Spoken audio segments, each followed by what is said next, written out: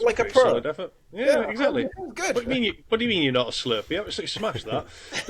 Well then, welcome everyone, and welcome to Yorkshire Tea XP, brewed in the heart of Yorkshire by three MFL-obsessed managers. We've got rootcoors, Bruce Lee to myself, Big Mr. K. As always, quick reminder, not pundits, we're not pros, we're just three lads with a shared obsession for progression tactics and agency building in MFL, not financial advice. So each week we'll look to bring you laughs, insights, definitely chaos, occasionally a cuppa, there's only one of us with a cuppa today, tracking our journeys from raw to rare and beyond. So boys, we're approaching the mid-season break here in season 12. How are we doing? How are things shaping up? How have we been doing this last week in the real world? Oh, in the real world? In the real world. Real world's been okay, just fucking busy with work. That's it, really. It's good to have MFL to distract from that, I guess. Because work's just, a bit of ball ache, but... Oh dear. I like the idea that your like employers watch this. Say that again, Mr. K. I was saying, I like the idea that Bruce's employers watch this. I don't have employers, that's why I can get away with saying whatever I want. I say what I want. Like, are you going to report me to my boss? Hey, boss, Bruce said something really bad on stream. Oh, really? Did he? That's okay. There we go. Done. I can actually picture you in a mirror doing that to yourself. You've been a bad boy. Bruce, don't let him give you any more shit. You sort him out. How about you then, Root? How are you getting on, mate? Yeah, good. Like you say, a bit busy week. We had I've had lots of papers to write this week for like meetings and stuff. So been one of those staring at a screen week. But at least touch wood, no problems and no dramas. So it's been all right. I've got about a week and a few days left in the office, and then a week out. So that'll be nice. Nice. Pretty good. What about you? Obviously, Yeah, went to a comedy gig last night. We turned up, they scanned our ticket, so there's an issue with your ticket. Just go to this person, we were talking about it, and it got reviewed, and the lady went, you have got tickets, great, they're for tomorrow night. Oh, I hadn't booked these tickets, so it was just like, it just turned into a night out, and we went to a jazz bar, had a really nice time, live music, a couple of drinks, and just a really nice chilled, child-free night, as my mum was doing... grandmotheral duties, having my daughter overnight. So we're going to the comedy gig tonight instead. So yeah, that should be a bit of fun. Get out of the house and do something a bit different. But other than that, go on. It's a win-win, isn't it? It's a win-win that because you went out, thought you were going to a comedy gig, and then end up just having like a really chill night and. Like you say, music, which is obviously good if it's live music, that's real nice. And then you still got the comedy gig tonight, so it's like win-win really. Yeah, win-win. Exactly. My wife's done that before. We every year we go to this place down near Worcester. Yeah. And stay there. And one year we went and we pulled up, and the guy came out for where we stay, and he's looking at us like, "What you doing?" And we're like, "What do you mean? Like we're here to stay?" He's like, "Yeah, it's next week." My wife's face just was like, "Oh my god!" So we had to drive all the way back, and then all the way back the next week. It's happens, doesn't it? So it's all grand. The other thing that came up just a couple of weeks, I was supposed to be on with Amrezy and Jimbo on Wednesday. He'd asked me a couple of weeks ago if I was available. I was like, yeah, sound. I'll jump on that. I'm always up for doing a bit more content. And then I got a final interview scheduled for 5:00 in the evening. I was like. Fine. Forewarned, it could take an hour or two. Okay, cool. Just over 3 hours later, I finally wrapped up that interview. Jesus. Wow. Don't get me wrong, good. That's good, yeah. I don't know yet. Find out. I hope it's good. It was just like a Yorkshire teapot, isn't it? Set out for a certain thing, it doesn't happen. Yeah, we had all the community questions at the end. It took ages. But yeah, I don't know. We'll find out, won't we? Fingers crossed. Yeah, thanks, man. Fingers crossed on that one because that'd be. Good, interesting as well, which I'm quite up for. And then we've been ticking along with everything to do with MFL. I've had a bit of a tweak, a bit of a change actually, in terms of what I'm doing now at the moment, MFL wise, which I'll get into when we do like club check-ins and stuff. Anything else you guys want to touch on before we start checking in on clubs? I was going to say, does that go on, Bruce? No, you go, mate. I was just going to say, does that mean you've decided to take the voluntary and then move on, or? You mentioned that I'm no longer with my former employers. Yeah. No. Yeah, no longer with them. So I know we're in an open forum on a looking... pod, but you mentioned it on the pod last week, so I know that it's not confidential. Yeah, so I was opening, looking elsewhere. And looking for further employment and stuff. So yeah, I've been doing lots of job applications and whatnot. Nice. But yeah, all ticking on quite nicely. Bruce, did you have something before we jump? I was just going to say about like now we've had half a season. My opinion is sort of going on this engine. It's just I don't know. I just wish 4-3-3 worked. Like, I mean, it doesn't not work because I'm making it work. It's just I don't like this to this. To this, like that's not balance. Balance is that, not or a range. So let's fuck them and put left mids and right mids up here and doing this and this. I don't like that because especially at the top end of your agency, and because I've built my team for 4-3-3, so I have absolutely. I've looked, I've tried, I've thinking it. I've got nothing I can pivot into without spending hundreds and hundreds of dollars, and it's like, well, I could go buy a few left mids and right mids to pivot. But then in a season or two's time, left mids and right mids could be shit again, and it's a bit annoying. And I am seeing a lot of the same goals. I'm starting to see it.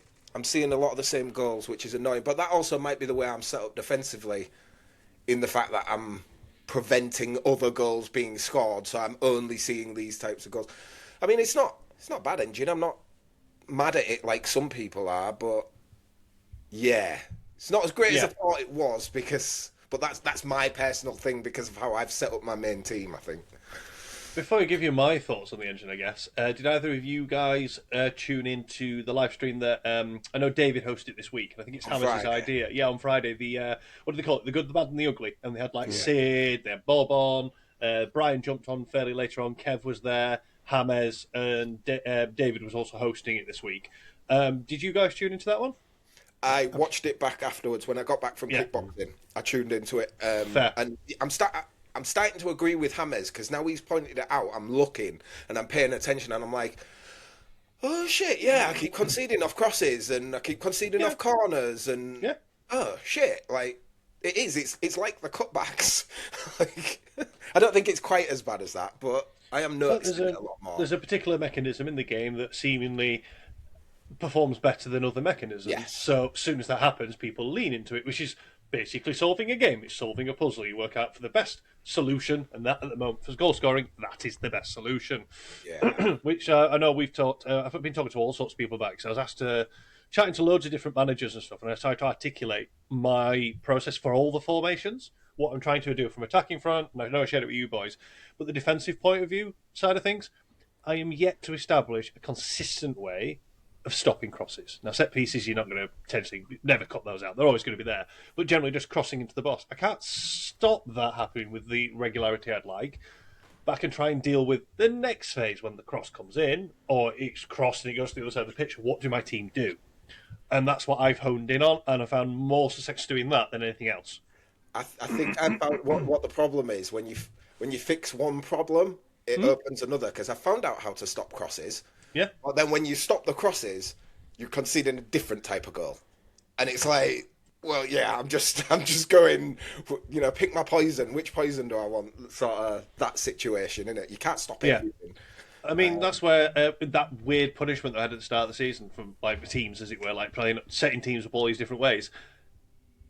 We'll go into clubs shortly, but across the board, things are going rather well. Realistically, with all the different formations, because everyone's viable in a way. It's just working out how to play with those different formations. Yeah. But any of you chaps want to jump in first and give us a quick run through of clubs that you want to talk about? Do you want to go first, Ruth? If one of you two go first. No, you go. One of you two go. Okay. You want to go for it, Bruce? Go for it, mate. I'll go first. Fuck it. Check the layout when it does it. There we go. Is that okay? Looks like it. Looks good. Excellent. Okay, so where shall I start? Oh, Fortress. This was weird. Like, we're performing well. We're top of the league. We're doing good. I just want to show this match. I linked it in Discord last night because it is just, it's wild, right? I lose 5-3. Okay, whatever. And then I look into the game and they've got a 15 rated cam. And a 52 left mid who's out of position, and I was just like, how has this happened? It just caught me off guard, and even the 15 rated Cam got an assist, which was I lost. So what? I don't care. It's not like I'm mad about it. It's just like, how has this happened? I just wanted to point that out because it was just really weird. I was literally stunned looking at it last night when the game happened, and I was a good 2 minutes. I'm just sat there stunned, like, eh? Seven shots, all 7 of them hit the target, and 5 of those 7 went in. My keeper and my centre back, my best centre back, and my goalkeeper just decided to drop 4s. I'm seeing this a lot. Like, I'm seeing goalkeepers doing that a lot. Yeah, goalkeepers are just really bad ratings. Everybody else looks really good, and then your goalkeeper will drop a 4.6. Interestingly, usually in tandem with at least one centre-back being very poorly rated as well. I've seen that a lot, both for me and against me. Yeah, it's really weird because the rest of the defence look fine. Just wanted to point that out because it was just so odd when I saw it. Yorkshire Tea and XP, we are top. We have only conceded 2 goals. We have smashed this. We are going to continue to smash this. And this, for the first time ever, lads, because I did check this, for the very, very first time ever, we're through to the knockouts of the cup. Nice. So that's going to be, hopefully I'm going to get a good cup run on with them. Just check that. Okay, he's suspended, no worries. But yeah, that's all going well. Newton Heath are doing what I expect. The 3 games I've lost are to the top 3, so I'm not mad at that. They're also through in the cup, so they're through in the cup, so they should be okay. I should hope they'll get through the cup. What's next? Fortress. Top of the league, through in the cup, doing really well, can't complain, really happy with this team, how they're going, probably look to upgrade it when we get to Iron next season. Rossonero and Mamba have had a little bit of a change. We did lose to top last night to Tatos, but we're starting to get some wins, but we're still getting the odd 0-0, but it's all 1-0 and 0-0. We got smashed by this team who were a Stone team. They've only played 8. They were a late registration, but they're going to win the league despite it. They've got a really strong team.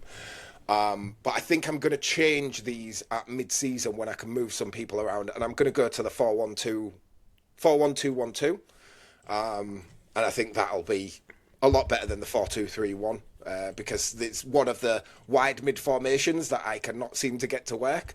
But yeah, I'm going to change that round and hopefully push for one of these playoff spots.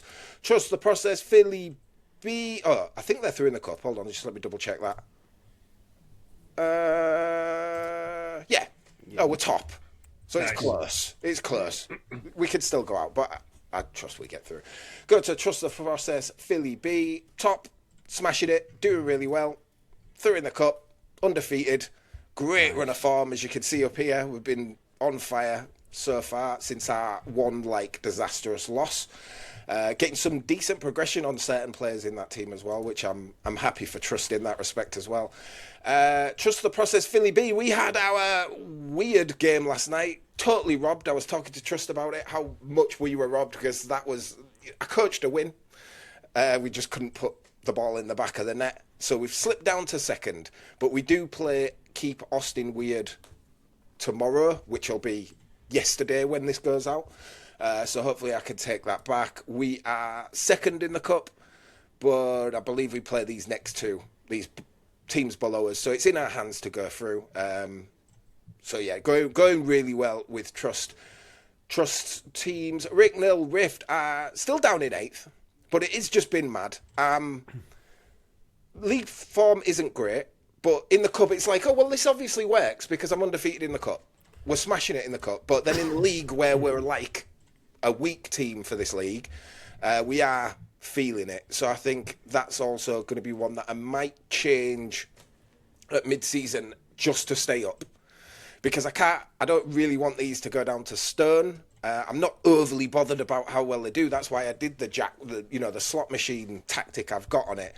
But now we're down here, I'm a bit like, oh, well, I don't want them to get relegated. So I may change mid-season just to ensure they stay up. And as long as they're down here, I'm okay with it. But yeah, games are still fun to watch. I hadn't appreciated until I'm just looking at it now, even though we show these every week, that you only have 5 teams in the middle that stay safe. I didn't realise that there's 4 in the bottom area that are gonna potentially go out. Because ninth's the playoff, isn't it? So I don't want to risk a playoff. I don't know why I hadn't noticed that before, but I know I have a team at this level, but I just hadn't even noticed it when you've shown it. Yeah, that's bonkers. But like I said, we're doing really well in the cup, so the tactic does work just against teams that are as strong as me. Clever Castle are game in hand over the team above us. Joint points were undefeated. Got a couple of annoying draws. This draw was really annoying because these guys they were, when that happened, they were down in the relegation zone. They've hit a nice run of form there. But we're doing well. Quite happy with how they're going. My centre-backs are progressing nicely. I'm hoping one of them at least tier breaks, so that'd be good. Through in the cup? Are we through in the cup? We are through in the cup. Top of the group, haven't lost a game, so they're going really well. This team that I really didn't care about just seems to keep winning and keep going up, and I don't know how it's happened, so embracing it. They're now my second team. So yeah. Black Mamba were second in the league. Got absolutely smashed by Sid when we finally played him. I tried to pivot into a 5-2-3 because I was like, if he matches up with me with a 4-3-3, it's going to be hard to beat him. So I thought I'd try a 5-2-3, throw some out there, and he went with the meta formation and the 4-1-3-2 and absolutely blew me out of the water. But then we lost to Fraj. I mentioned it in one of the earlier pods in the earlier season. I'll probably lose to Fraj. I'm going to stop saying this shit because then it happens, right? So next time I play Sid, I'm going to beat him, right? I'm just going to make sure. Every time I say something, it keeps happening. My problem with this is, like I said earlier, it's the 4-3-3-D doesn't work the same, but I'm obviously getting it to work. But I feel like Eric Ten Hag's Man United were really solid defensively, were really hard to beat, but in terms of scoring, I'm relying on Marcus Rashford to pull something out of his ass, out of nowhere. You know, that's kind of, you can see the results 1-0, 2-1. I mean, these guys are bottom, but it's all really, really close games, and we're getting the look, we're getting the rub of the green and getting the goal. But yeah, I'm not as confident about it as I have been in previous seasons because I'm like, I could just blow teams out of the water. This season, it's a lot tougher. 12 goals scored at this stage is that's just not what I'm used to. I'm used to scoring more goals. But as you can see, my defence is really solid, and it's what's getting us through. So I'm hoping this continues. My target is, I'm thinking if I get 10 wins, I surely can't get relegated if I win 10 games, right? Surely not. Surely not. I think you'd be fine. I think you'd be fine with that. So my target is 10 games. About 24 points is what I've noticed on average, and you're clear of the 9th spot. Yeah. So I'm looking good to stay up. But then, like I said, next season I will be looking to push and try getting promoted to gold because I've hung in this division. And next season I'll definitely be like, okay, time to move up, I think. Because I'm well outperforming stuff. Considering the formation I'm pigeonholed into, considering the strength of the league. But I mean, you see the strength of the league. Everybody's so close, and everybody's taking points off everybody. It's mad. It's a different level. So even when I went from iron to bronze, I was like, oh, bronze is a different level. I've gone bronze to silver, and I'm like, yeah, this is different. Like this is a step up for sure. Like, but enjoying it, doing well. So. Nice. I stopped celebrating then. I was about to start celebrating because Leeds are playing an FA Cup game against a opponent called Norwich. Ooh, I don't know. I have no idea who they are. But we've just got 1-0 ahead in that after having a goal disallowed already. So it's it's all in our favour. It's looking very positive. So unlucky little place called Norwich. Might be out the FA Cup soon, so we'll have to wait and see, eh? But yeah, slight side note. Root, do you want to go through yours, or do you want me to go through mine? Yeah, I can go if you're alright with that. Go for it, mate. Let's have a look. Okay. I'm just going to show, I think, the Fortress team first. So we are second. We had a loss here to the team that are top. They are the stronger team. They are quite a lot stronger. We are predicted second, and we absolutely got battered. Just one of them games, I guess. But yeah, I think I'll get him into at least a playoff spot. But you never know. Second half of the season might bring. And they are not quite through in the cup, but they are top of the league of the cup. So quite happy with that. I think we'll look at progression later. So I have started to pivot this formation between two different formations now because the age of some of the players, they're already like 91. And it's like not even half a season gone and I'm already going to... And that's through proper rotation or even excessive rotation. So it's pretty difficult. It's hard. Yeah, it's hard. I think a really good challenge that I want to try sometime is an entire 25-man squad of people on red. And see how I can manage that. That'd be quite interesting, to be fair. You can't, basically. Yeah. No, you can't. There's no chance. In terms of how quick they lose energy and how slow it is to recover. Yeah, it'd be a good challenge, I think. Yeah. You'd have to have players that can literally play in every position, just so you've got all the flexibility you need. Definitely. Not too worried about these teams at the bottom, but I'm just going to call these guys out because they are massively overperforming. I think all my teams are above where they're predicted, but these guys are predicted 9th or 10th, and they're massively exceeding 9th or 10th. So we have had a little blip loss there and loss in the cup, but overall I'm quite happy with how they're playing. So it's weird because they're the worst of all my Flint sides, but they're performing the best. But that'll be because of the league difficulty, if that makes sense, probably, I would imagine. And chance of going through in the cup. We've got the top tomorrow, so that'll be interesting. See how that pans out. And then for the main clubs, start here. So Rum Lads sitting in 5th, 3 points out of the playoffs, and 6 points above definite relegation. Again, the last couple of days just having a bit of a blip with each of my teams, I think, for not sure what reason. And then obviously the form before that's fine. Cup, again, not through, but hopefully we can get through. We've got the team below us, so it's a make or break game tomorrow.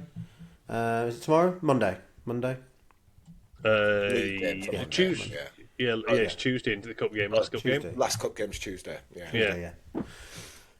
Bulls well overperforming their expectation. Again, they're predicted sort of like 8th or 9th, so they're doing way better than what they were expected to do. On good form. I don't think they've lost since here. And before that, not too bad. And then they are through in the cup as well. So they're having a really good season at the moment. So I'm happy with that. Panthers, again, overperforming by a fair bit. But not by much, actually. I think these guys are predicted 6th. But not that far out of playoffs. So I think they'll just keep pushing. Again, really good form. Just not picking up those wins when we need to. I mean, we haven't lost since way over there. But, like, obviously, just getting too many draws, I guess. Thankfully, those 3 are in the cup. But that doesn't help us in the cup.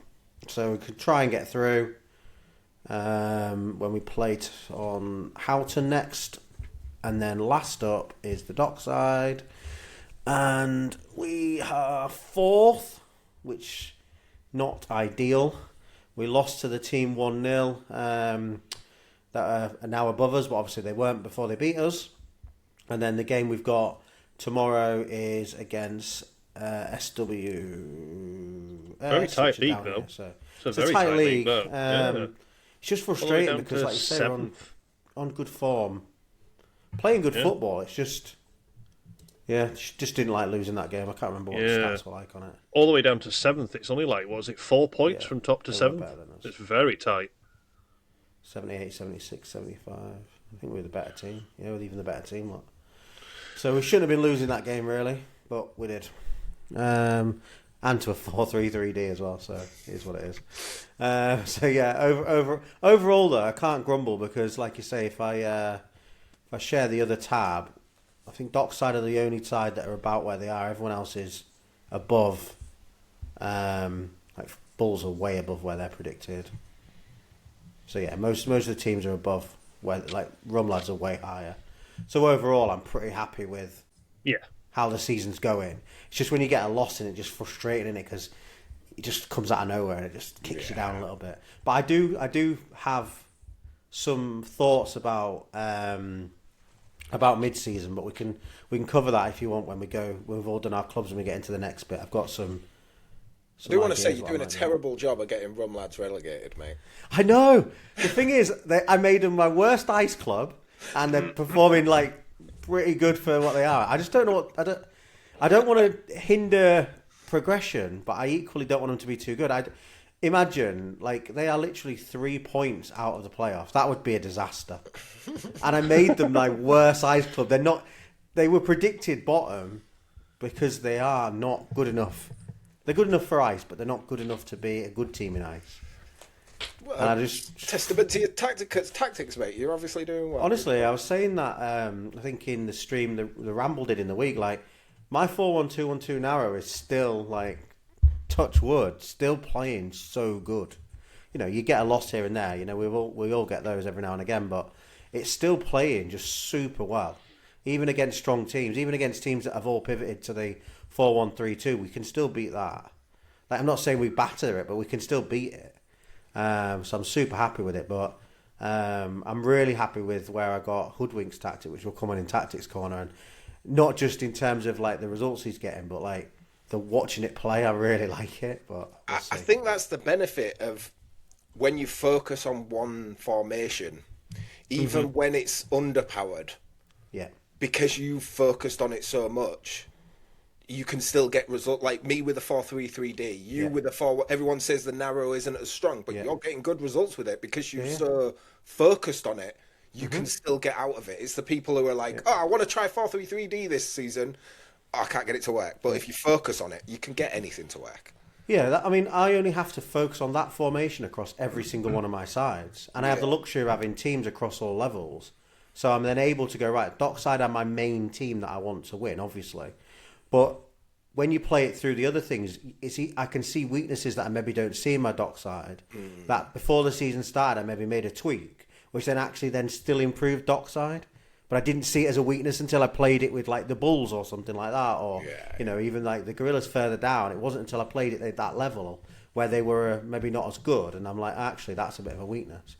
But it's not that far from last season. There's only a few tweaks to make it work for this season. Well, you're a lucky motherfucker because I've had to rip everything up from last season and start again. So I do think though, I will say, like, even though like you are right, honing on one tactic's really good. I think the Tactics Corner just help as well though. Yeah. Because it's like when I was doing Hoodwinks, he was messaging me and he was a bit like, You're playing like a weird formations, and I'm like, yeah, I'm playing like my formation with your players, so I can understand what your players play like each of your players on the pitch. As soon as I've seen them in my 4-1-2-1-2 narrow, and I've just got a feel for your guys, trust me, I just need to do it for 10 games, and then I then tried to work on the 4-3-3, and it just couldn't do it. But I'll get into that when we get to Tactics Corner. But it was it's just where your mind works, isn't it? I guess. Yeah. Cool. Mr. K. Right then, I was just watching one of my Stone teams in their cup game, and we've just conceded in the 93rd minute to a penalty to make it 2-2. Boo! But it's all good. Boo! So how's it going this season then? So I'm only going to go from Stone upwards. Well, there may have been a club purchase. So is your Fortress as well, don't forget that. Yeah. Oh, yes, of course. Hang on a minute. Is he? Yeah, just making sure it's formatted properly. Let's go down to Fortress then. Where are we? Here we go. I think the 4th in the league at the moment, these guys. 4th in the league. Again, very tight, as you can see all the way up here. Everyone can beat everyone in this league. Yeah. Wrong thing. Cup.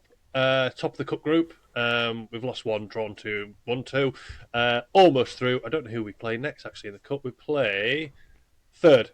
So make or break in that one. Mustn't lose that one, basically, and that should see us through in the cup. But yeah. In terms of the league, doing fairly well in the league, quite happy with that. I think same as you boys. Retirement, the best players have all got the retirement notices, so it's managing that, moving things around a little bit. But overall, quite happy with that. Ticking along. Picked up another Stone club. There was one on the market for 55. As you do. That was 4th with 0% rev share.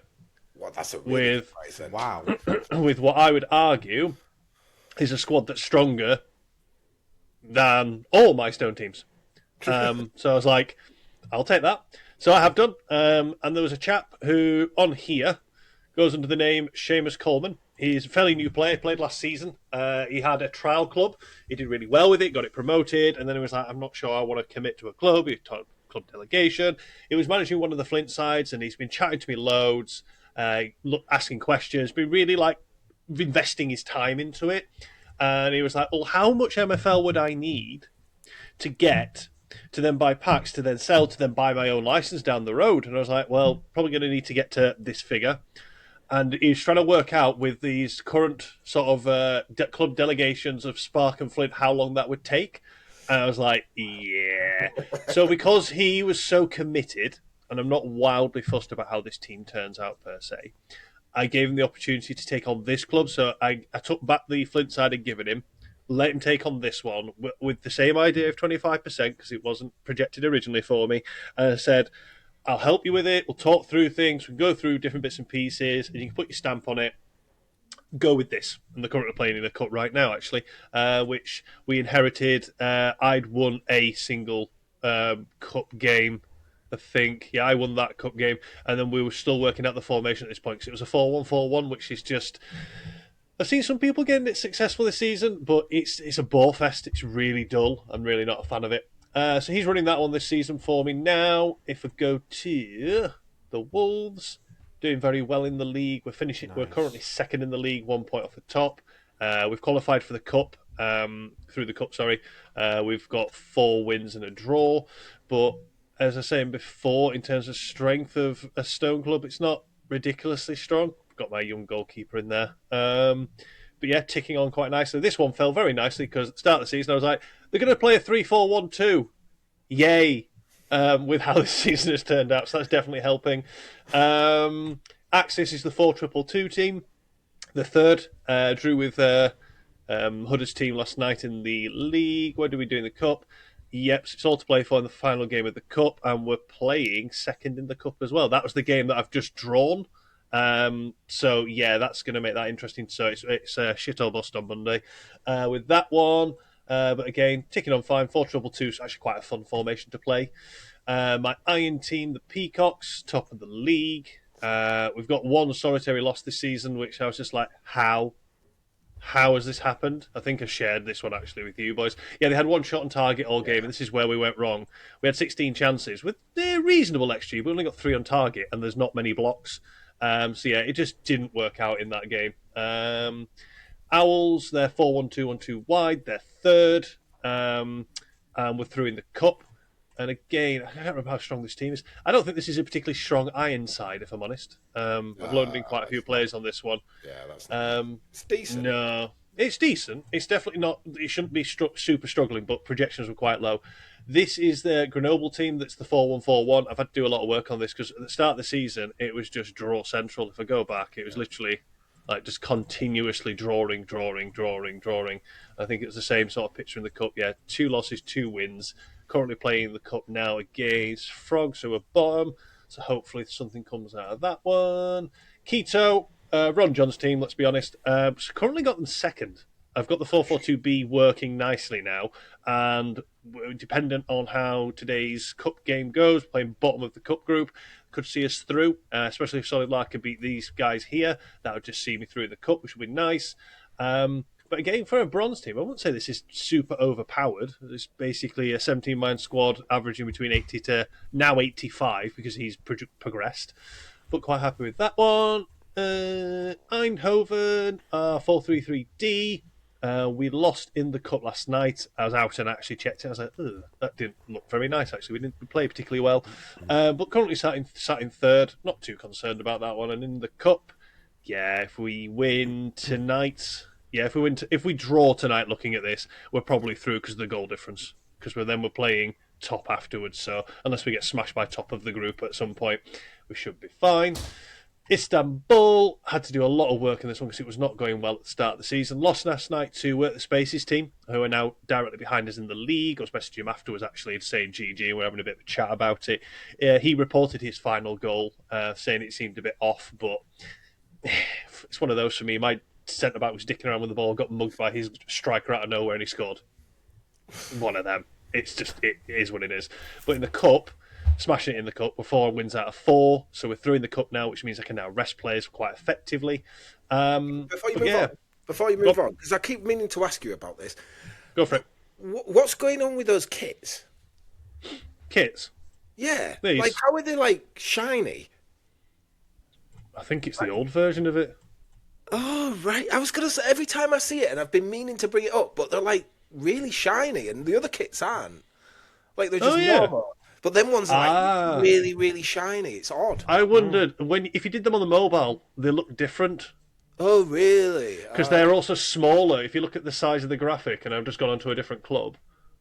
Oh, they are. They're much different size. I think that must have been the quirk back there and then. But I wouldn't personally be paying 875 MFL to change it. I'd pay 175 to change mine to shiny. Oh, hang on a minute. Leeds are now winning 2-0 against Norwich. I mean, it's nothing to write home about, is it? I mean, who's Norwich? I don't know. Watch one of our biggest fans be from Norwich, and you guys are going to get grilled on Tuesday. They're going to say, I've heard of like places like Ipswich. Ipswich. Ipswich, yeah. They're a team. I recognise them. But I've also now got another club you might notice. A Platinum club. This is one of Dio's teams. Where he asked if I would be up for helping him out. He'd reached out earlier or at the start of this week about tactics and would I be willing to share anything. I was like, yeah, of course. I've been talking to loads of people about it. So I went through a load of tactics with him, gave him my thoughts, same things I share with you guys about thoughts about how to play and how to approach things and stuff. Because obviously he's got a diamond team. Is that the thing with Klaassen? Yes, it is. Yeah. Oh, nice. Yeah. But he's got Amsterdam Lions. And he's because I messaged him sort of 2 nights ago. I said I was just chatting to Kev after Diamond League games, all sorts of bits, and I just messaged him because I hadn't spoken to him for a bit. Sort of said I hope the tactics has been helping out, mate. Basically, I went. They've been an absolute godsend. Basically, I want to reward you in some way. Would you be up for jumping on staff for one of the clubs? Woke up in the morning and he's like, "Oh, you're already staff of 3 clubs," and I was like, "Oh, well, one of them I'm just on for sorting out contracts. So I can jump off. I can help a club out if you want me to jump on and just talk about tactics with you." And he sent me a contract for DFC Manchester Hive in the end because it was between this and Quito. I was like, which one needs most help? He said this one. For a Plat club, it's still pretty strong. There's definitely stronger Plat clubs, I'll be honest, having played in Plat once. But it's a very strong team in there, and I'm like the makeup of what he's got going on there. But he very kindly offered me 50%. Wow. So I was just like... Wow.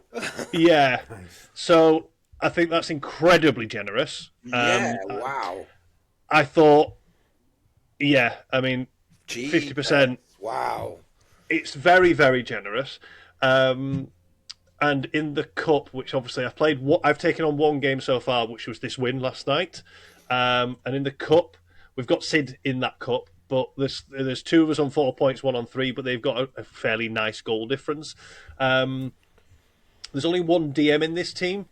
Really that can play, so it's like 4-4-2 is not my favourite this season, but I'm going to do some work on that tomorrow. We've got Ontario in the cup tonight.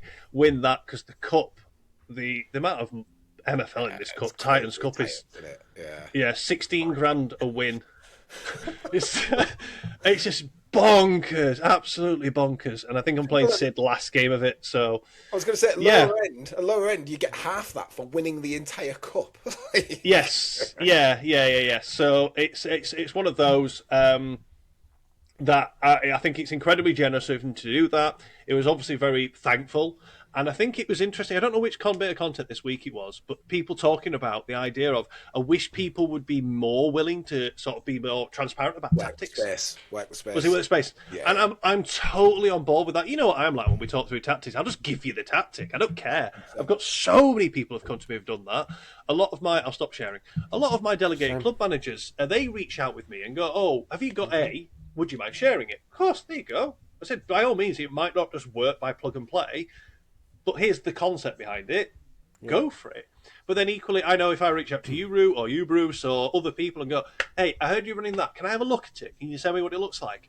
Why not? Yeah, exactly. Like, we need why him not? involved in our community if that's what he loves, because that's what our community is all about. We need Get him like, in yeah. there. That's why we do the tactics corner, right? Yeah. Show it on screen and share it all. And it might not work for someone else. I can give you my I don't know, 4-3-3-D. I gave my version earlier this season, Bruce. I have no idea if you've used it, but I don't mind because I'm just giving you a different approach. That's the thing, because something you do might spark something in my head. Thought process. Yeah, exactly. Yeah, and so I'm really all over that. So he wanted to reward us. He was very generous in doing so. I couldn't have clicked. I didn't click. I don't think I've ever clicked except faster in MFL ever. But I think it's also really. I think I'm interested to. I'll keep talking to Dio naturally. I'll be interested to see what he might want to do moving forward, like tactically. Because as I said to him, do you want me just to run this? He went, no, I don't mind it. It's like, look, let me earn what you've offered me. Then let me run it. Let me earn it, and we'll see where we go from there. Yeah, nice. Go from there. So 4-4-2 needs to be worked on because I've only got the one DM at the moment, which is a pain in the ass. It's a good formation, this engine, mate. It's a good I've formation. not played with it much, that's also. I need to play with it and see how I think I might get it to work because there's similarities from my 4-4-2B to a 4-4-2. I just want to test. Yeah. And I've been really enjoying testing this season and stuff because, yes, I understand what you were saying earlier, Bruce, which I think brings us on nicely to mid-season break plans. Set for the second half of the season, current perceptions of the engine, I think is a nice sort of segue into that one. Because when I'm doing testing, I've had people ask me, what do you do? Well, so I build a tactic to begin with, what I think should work, run it 3 or 4 times. And if I see the sort of patterns that I'm interested in, and I think it works to a certain extent, then I tweak. If it's not, go back to the drawing board. The general blueprint, is the blueprint working and stuff? And also take into account who I'm playing. Like if I'm playing really low-level teams, because doing the training centre thing first now, generally speaking, you're matched up against very equal opposition more often than not, but you end up playing the same teams over and over again. So if I'm just bullying the same teams over and over again, it doesn't give me much. No. And then I take it to a club and test. Yeah. I think that's where it comes from what you were just saying then around, like, when you give your tactics out to people and then it can't just be plug and play. And that's exactly what I was saying just before when I said, like, if I get it running with my dockside and it's win, or a couple of draws in friendlies, as soon as I start taking it down, I start to see gaps and then wins start to disappear. If I strengthen them and then come back upwards, inevitably dockside just still are doing exactly what they were doing already. But when they get into competition, they've got a better chance because the holes have been filled. And that's kind of how I do mine. And that's what I did like when you gave me the 4-1-3-2. Yeah. So I played it and I was like, oh, this just works straight out of the box on these teams. And then I was like, well, I know the team I want to work it on. So I just put it on that team, tried it, and made about 2 changes, I think 3 changes. And that's exactly the thing to do. Perfect. Yeah. And then I only got a draw, but the team we were playing in the Cup was a better team. So I needed just to get a draw. I'd have been really happy with that. And I knew I wouldn't have done it with my narrow. And that's again why I'm really interested in for next season thinking, or even mid-season, maybe I do need to start to be able to pivot to something with some wide players. Because otherwise, I mean, I'm not saying I've got lucky, but thankfully my 4-1-2-1-2 narrow is working. But imagine if it wasn't, a bit like what you were saying earlier, Bruce, I would be really in a bad place. I mean, I do own some wingers, thankfully, because as I've got them in packs and stuff, I've loaned them out. But I couldn't get them now, could I? Because they're already out, unless I went and tried I would to change to wingers this formation if it's your first time. I wouldn't I change know, to it. Not this engine. Wait till next engine. No. But, yeah. So what are mid-season plans then, boys? You've had half a season almost now to sort of see how the teams are shaking out. Are you looking to move things around, reinforce anywhere? Are you looking for loans? Are you potentially participating and dabbling in the pack drop coming up? And where are you with your current evaluation of the engine? Where are you at? Well, I'll be getting involved in pack drop as usual. Yep. I'm still at the point where it's kickoff and limited. Fair. I think until the value comes in the packs, because I think one of the last ones I pulled was a 28-year-old fucking right back who was 76, and I'm just, I don't, because of where I'm at, I need to spend that money on exactly what I want if I'm going to spend that much money. So it's just not quite there yet. But there's no harm in doing a limited and a kick-off and hope you get something good. Other than that, it's like what I said. I think what I'm gonna change Ricknold Rift from a 4-2-4 and move them into a 4-3-3-D. So I'm going to move one of the strikers from there. I'm going to move them down to Rossonero Mamba and move one of the DMs up so they can go 4-3-3-D, and then Rossonero and Mamba can go 4-1-2-1-2, and hopefully push for promotion towards the end of the season with that, because it's obviously a very strong formation this season as well. I've got it working on one of the trust teams, and it's beautiful. But other than that, I can't do anything with Black Mamba. Like, there's nothing I can go into. I am stuck for 4-3-3-D, so I've just got to ride it out and do the best I can this season. What would you need if you wanted to change? Like, if you wanted to change something, what would you need to be bringing in? I think if in a perfect world, I would go 3-4-3.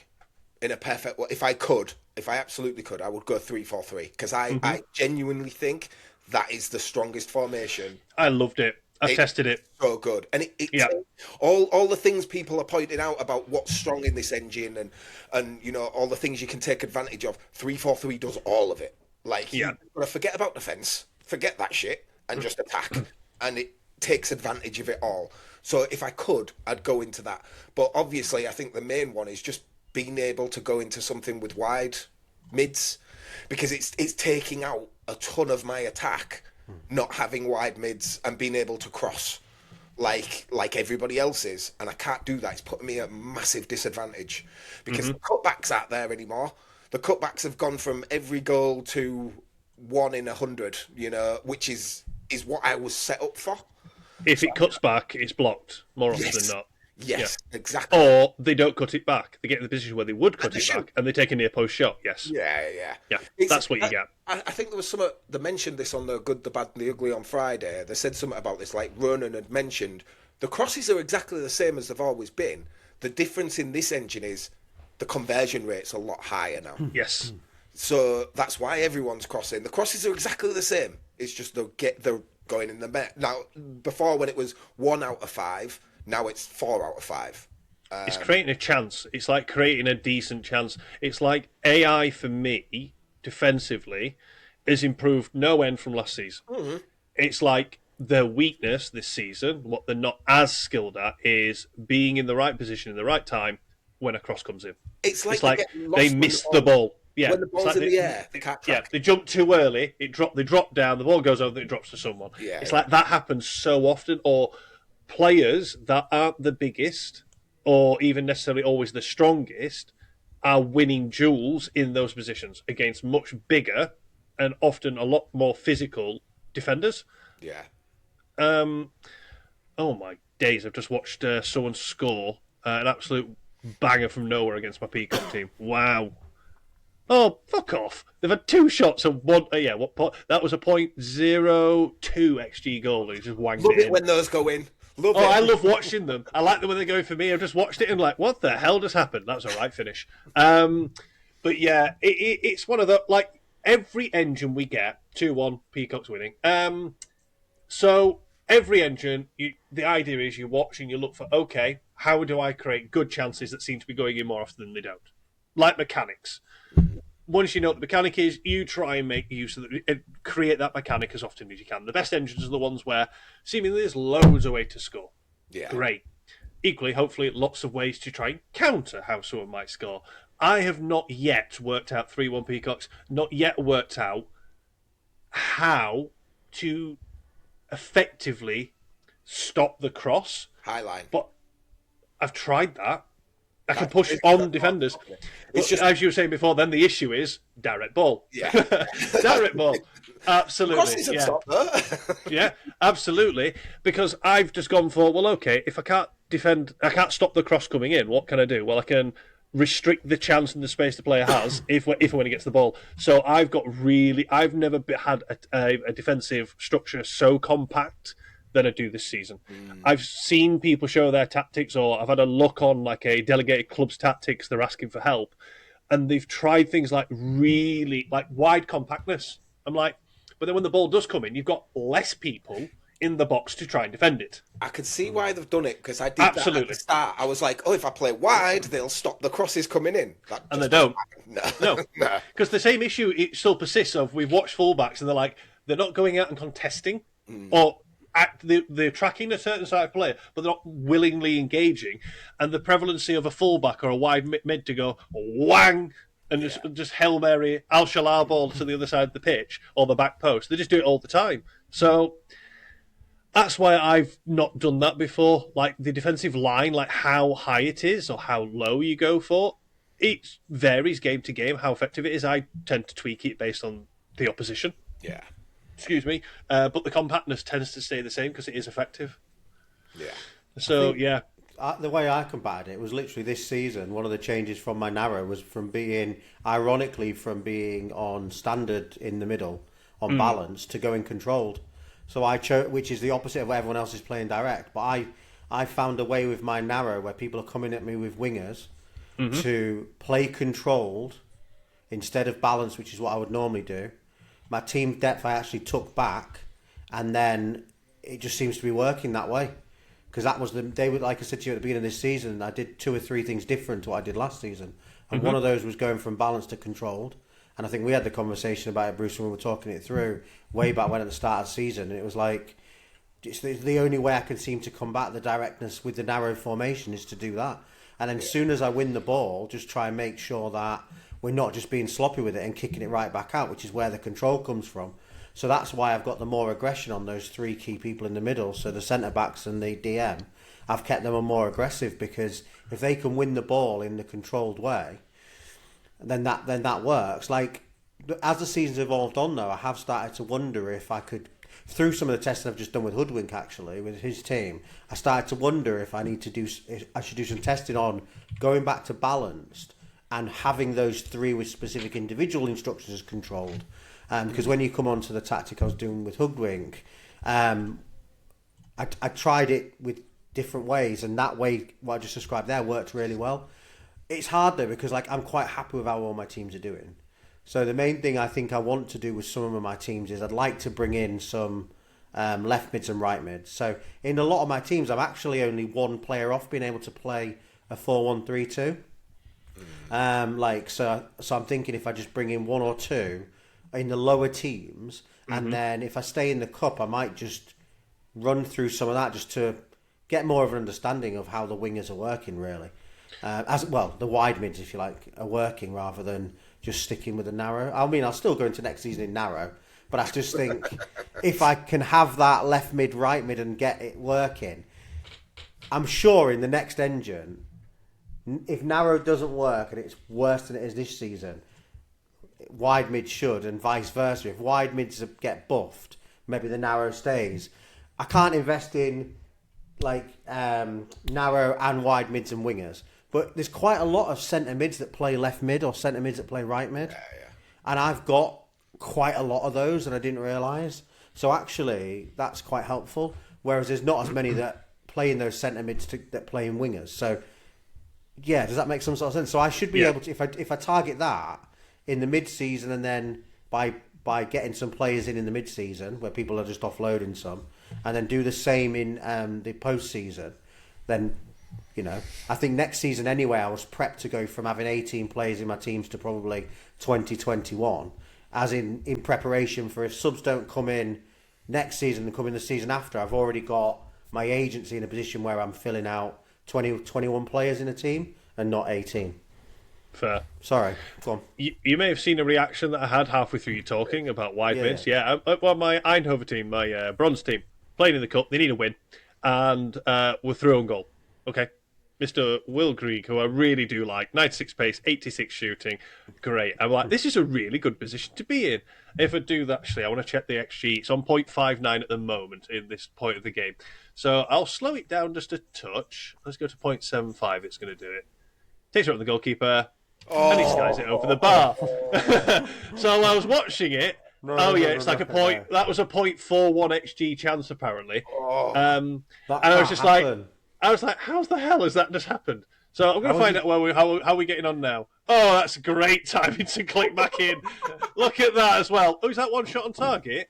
Oh yay. God. Yeah, they're only shot on target. It was a cross, 100% across that. So yeah, I don't know how the fuck he missed that goal. But yeah, he missed the goal, so I was watching it like, fuck off, man. No way. Oh yeah. Oh my days. I've lost it. I've lost the game. The game. That's robbery. It's game over. That was let's City look. yesterday. Let's We look should at be their 4-1 goal. up at half time. It's definitely a cross. It's definitely a cross because I saw the ball coming in and he headed it in or something. So it's going to come out wide. I'm sure it's out over this side. Al Shalar ball. Yeah, of course. I mean, it makes sense. There's nothing wrong with the goal at all, but they had one shot on target the entire game. That miss is unbelievable. He was past the keeper.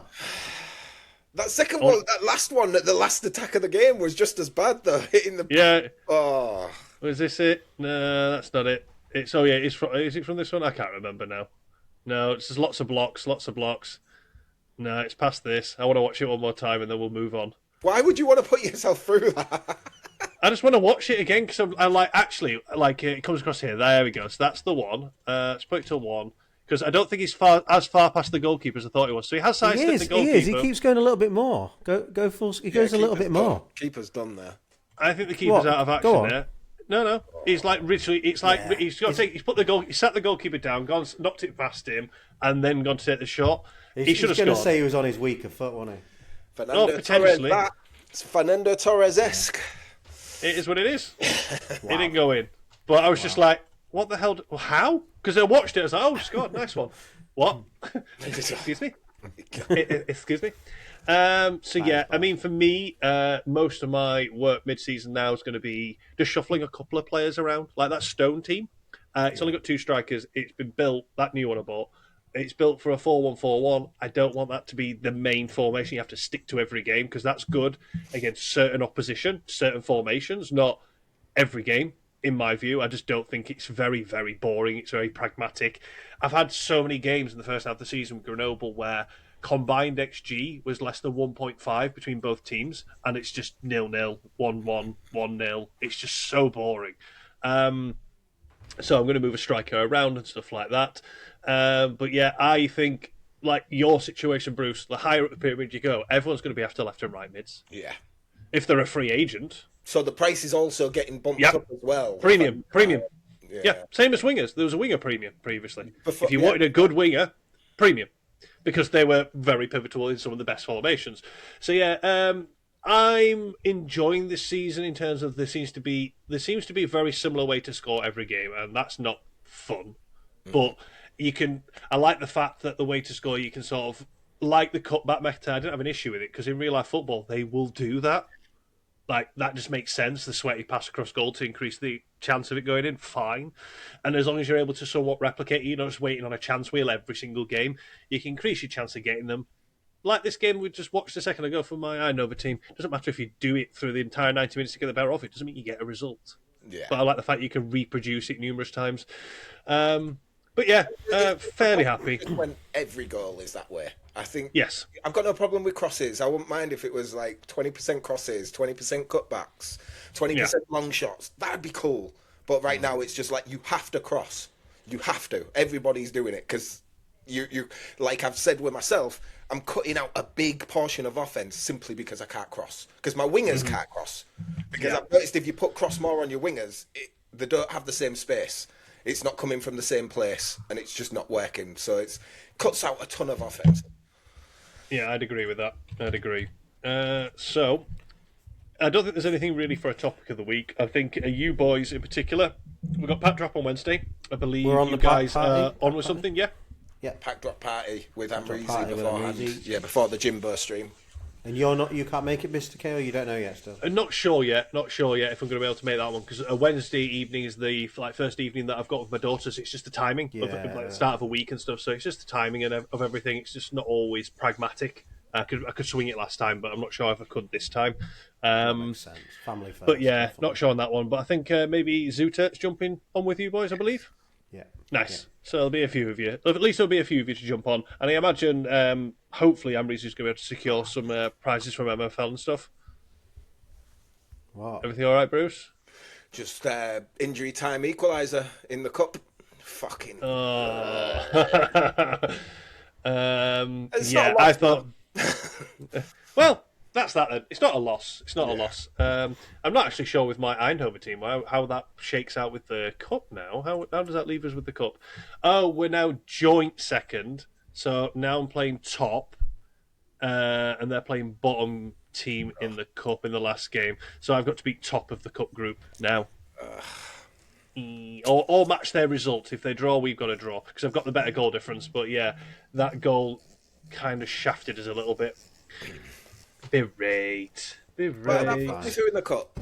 The draw put me through. That's all I needed. That's all that matters. All right, cool. Nice. That's all right then. Yeah, we're through in the cup. That's all that matters. Sand. Anything on you boys before we jump into Tactics Corner? Nope, nothing for me. Right, let's do it. Did everything I needed to.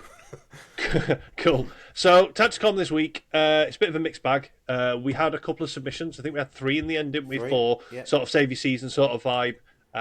No one was sort of coming out to us to the community because you have to be on Discord to join in these things. So Yorkshire Tea XP on Discord. No one had jumped out with, they really wanted this, their club saving, like really, really pushing home the fact of it. And no one was really jumping out the idea of us just testing the singular tactic. So I think it was yourself, Root, said, well, why don't we just take one each and see what we think? So we've gone ahead and done that. We've got 3 different managers. We've got Hoodwink, Didrake, Tim, and Clarino, which each of us have taken one each, as you may have already picked up during the course of this podcast. Root has picked up Hoodwink's team to have a look into that one. So, Root, do you fancy kicking us off and going through the breakdown for Hudder's team? Can do. I think before I do, I think the way we've done it, if we do get 2 or 3 submissions, just calling out there now, and for people that listen to this, I'm quite happy to do what we've done this time. I quite like it. If we're all then a bit like what you were saying, we just all hone in and then give something back. I know I've been talking to Hudders a lot, which same as what I did with Dan when we did that one. What I'll show first is I'm just going to show you our last 10 match analyzer using Ricky's thing. So we got 8 wins, 2 draws, we haven't lost at all. That's just using the random. 80% wins, 20% draws. 2.4 on goals, they're on 0.9. Really, really good. And the average for us was 7.73 and the average was 7.68. So there was some games they were better than us, some games they were less. Just the way it pans out. But I was pretty happy with where that landed.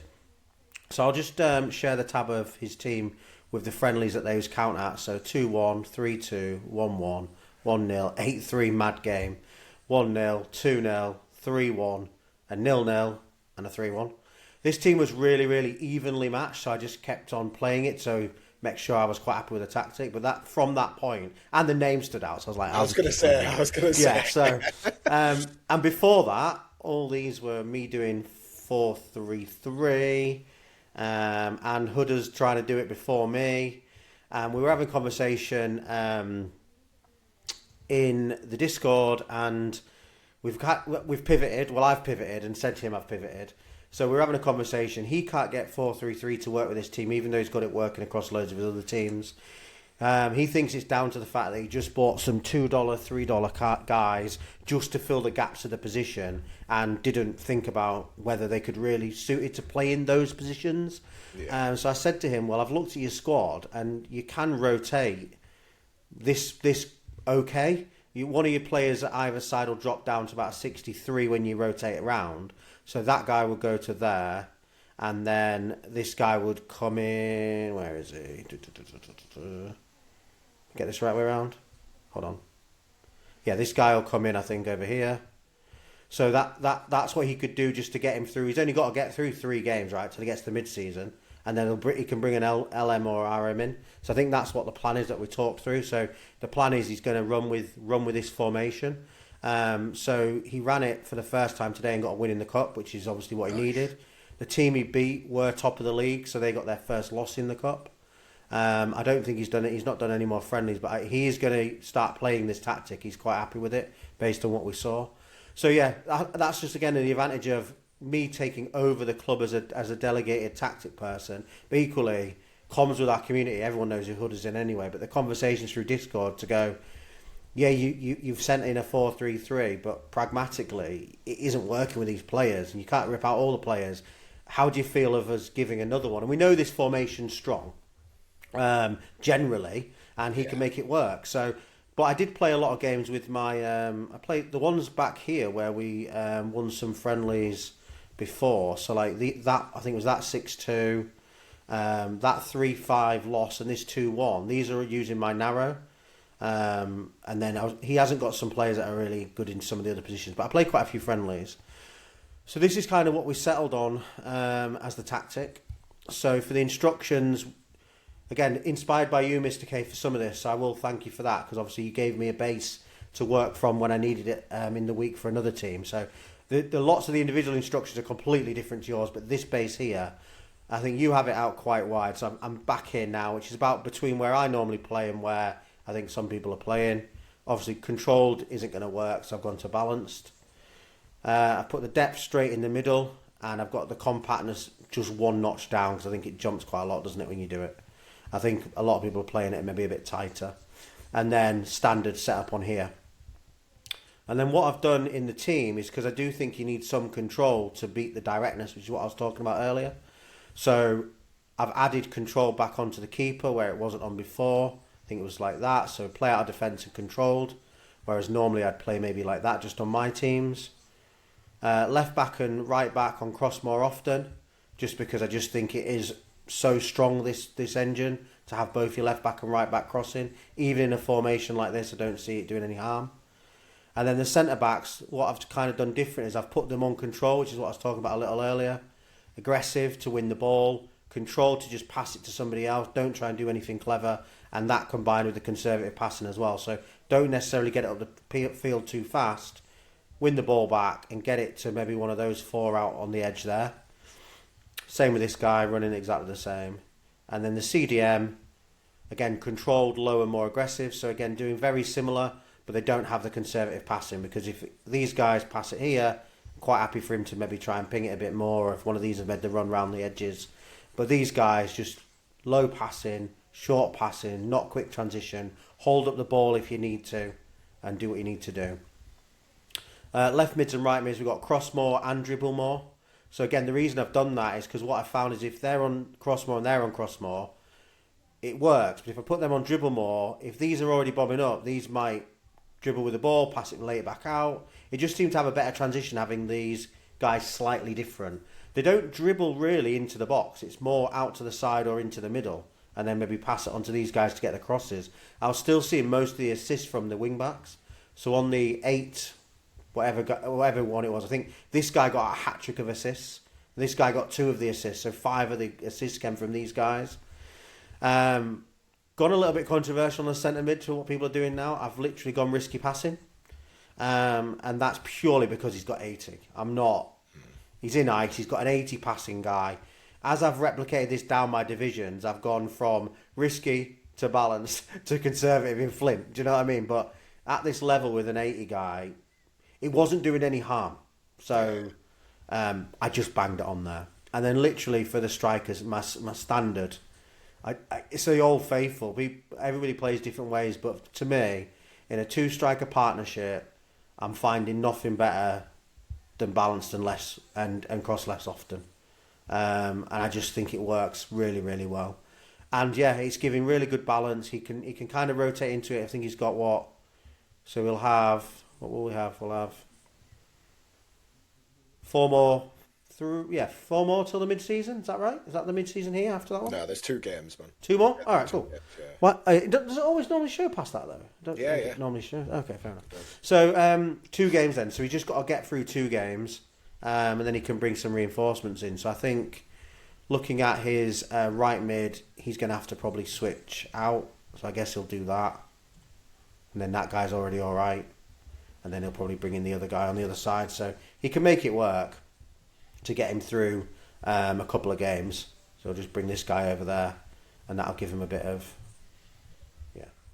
So get him through his couple of games. But yeah, I'm really happy with that. And like I say, if I look at some of I think it's this team, which I know we're in Tactics Corner, but these guys can pretty much just about play it.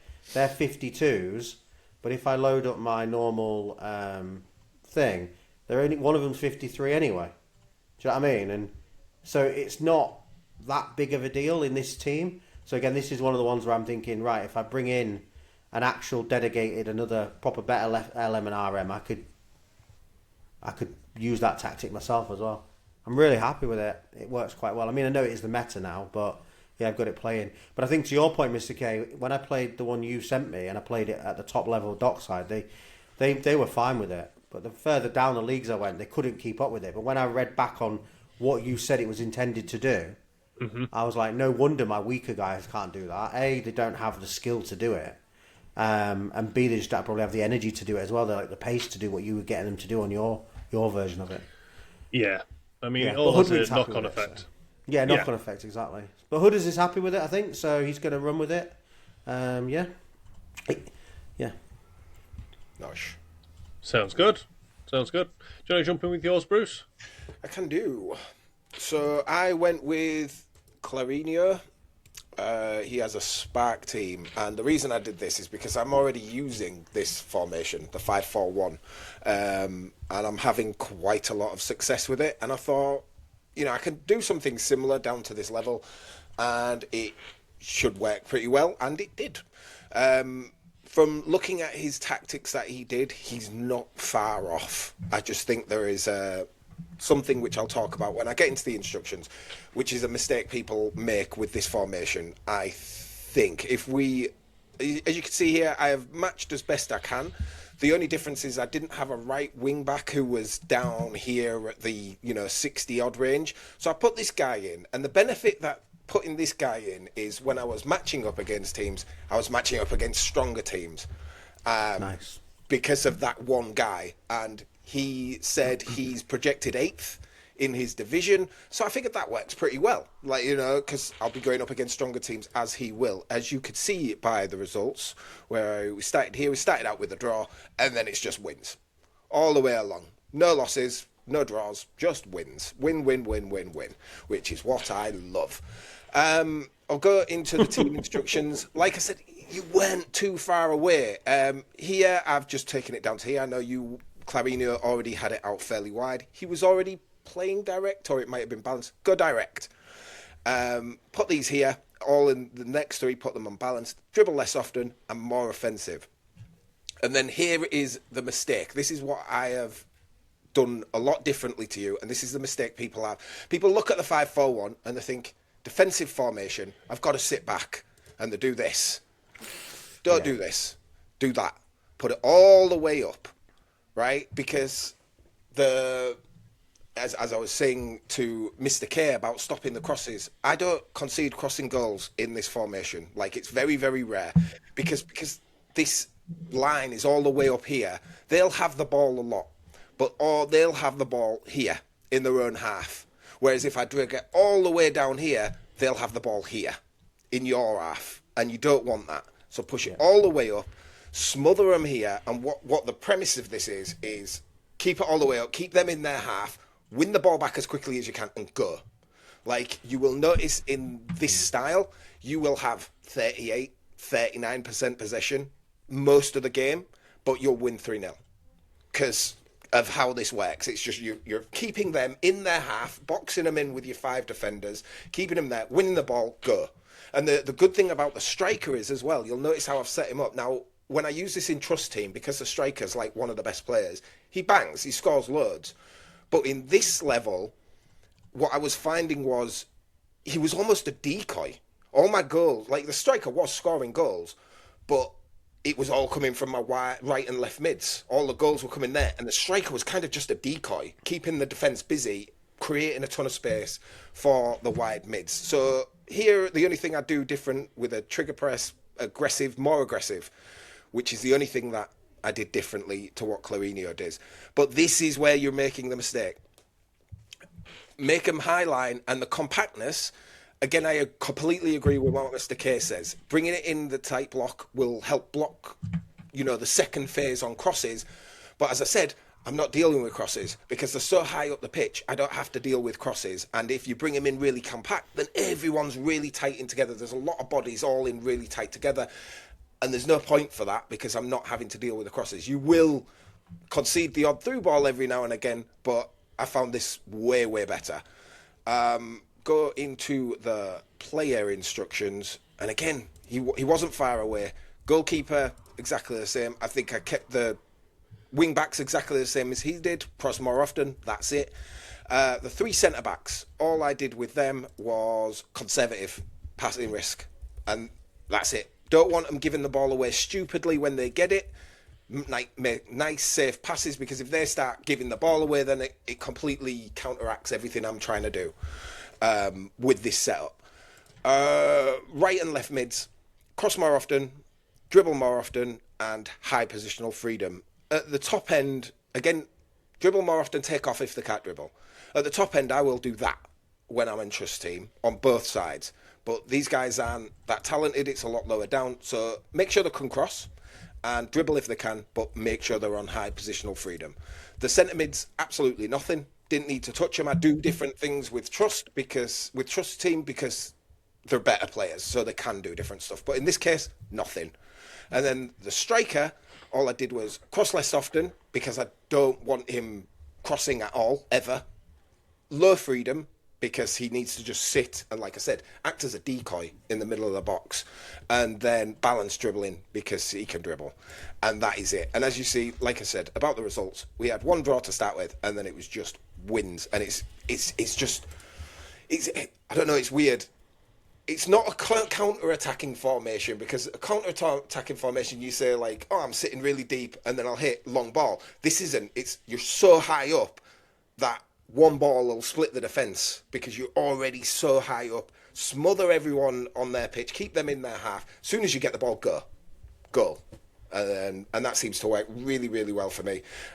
He just wasn't very far away, but it's the trap everyone falls in. A lot of people fall into when they go to 5-4-1. It's like, let's sit deep, and go forward, go high, and smother them up there, up in their end of the pitch, and it works really well. So, right then, boys. Sorry, I was also that Dio team it was kicking off. I was like, I'm in Titans, so I turned the music on, and I just suddenly got the Titans anthem kicking in the back, really fucking loud. So yeah, my team, Tim's team. I don't know how to pronounce his name. We'll go with Tim. Let's have a look. Which one is it? This one? No, not that one. Not that one. Not that one. That one. Here's the team. So I've got a few tabs open. So this is his Nice Dragons. He's saying that he's been running a 4-1-4-1. He's been running it previously in past seasons. I did have a look as to the strength of his team in terms of projections. They were projected 5th. They are currently sat 9th. 2 wins, 3 draws, 5 losses, 6 goals scored, only 8 conceded. You can see what I've said about 4-1-4-1. It's coming home to tell the truth, and he's not a miles out from potentially getting himself through in the cup. Who has he got left in the cup? Where are they? I've not loaded it. Has it loaded? There we go. That shows it up now. They're playing top of the group for the final game, so a little bit against it in that. But for me, looking through the squad, you know me, I like to go through the squad composition first and foremost. This is not the sort of team I'd look at and go, right, there we go, that's a 4-1-4-1 because of who the players are in the key positions. I would flag straight away, you're in iron and your backup goalkeeper 71 rated. It might be capacity, but that's a problem. Yeah. But people have got different resourcing, so that's fine. But if we just highlight 2 strikers straight away, this is the first one, and you might see the issue with the single striker formation, and then the other one with a single striker formation. They are both shooting. That's where their their overall comes from. Their shooting. One's quite a bit more physical, but very slow, and dribbling's okay at best. And the other chap, he's lower rated. He's not really iron level, if I'm honest. No. He's very weak. He hasn't got the pace, and he can shoot. So straight away, the two predicted 5th in iron. This will be on best 16 averages though. So it's just the numerical value. This is where squad composition comes down. It matters a lot more, like how good the actual players are in that league.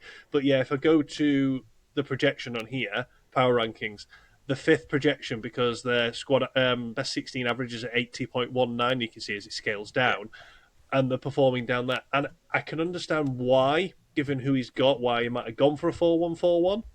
He's got the depth there to do it. I know we've got a few stragglers in here, but we'll ignore those. But overall, it's like, where's the goals coming from in a 4-1-4-1? They're coming from your main striker. We have not got a main striker. We've got two chaps who need service. Yeah.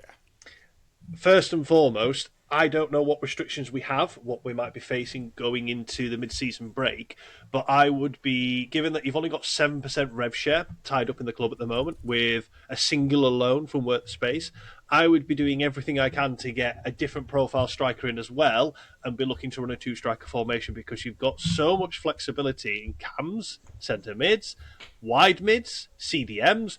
You can go for such a plethora of formations here that work in this engine. Well.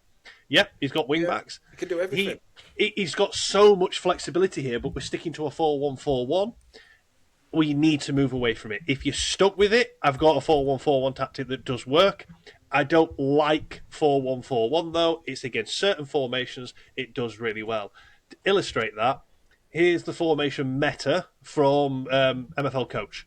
Highlight the 4-1-4-1 on this line here and who it's often playing against. It's got some reasonable win percentages against a 3-4-3, a 3-4-3, 3-4-3 diamond, a 3-5-2.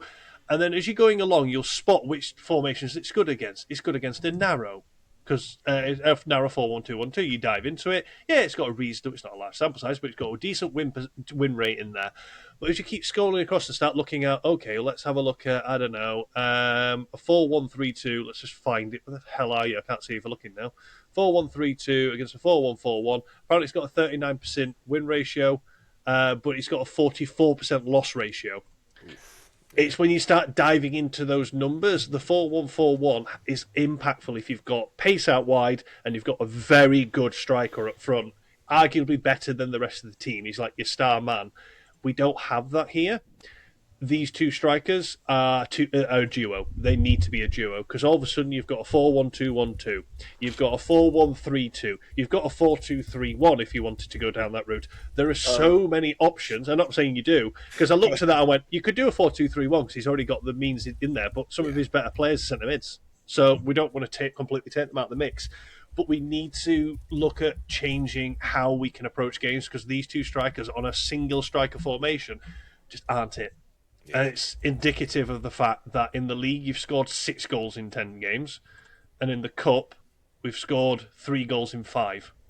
We're not conceding, but we ain't scoring. Yeah. I've not gone through the results to look at XG and stuff like that, and have we been unlucky? Because the general sentiment of the season overall, that tells me a picture straight off the bat. So what do we need to turn these guys around? If you're going to stick to a 4-1-4-1, let me go over to a club. Here's the 4-1-4-1 that I run and have been running with my Grenoble team, and then I mix it around with a few different bits and tweaking different game to games. Given the strength in this team is the width and the wide men, I have brought it wider. I've tried more narrow, but then I lose that advantage of having the wide men.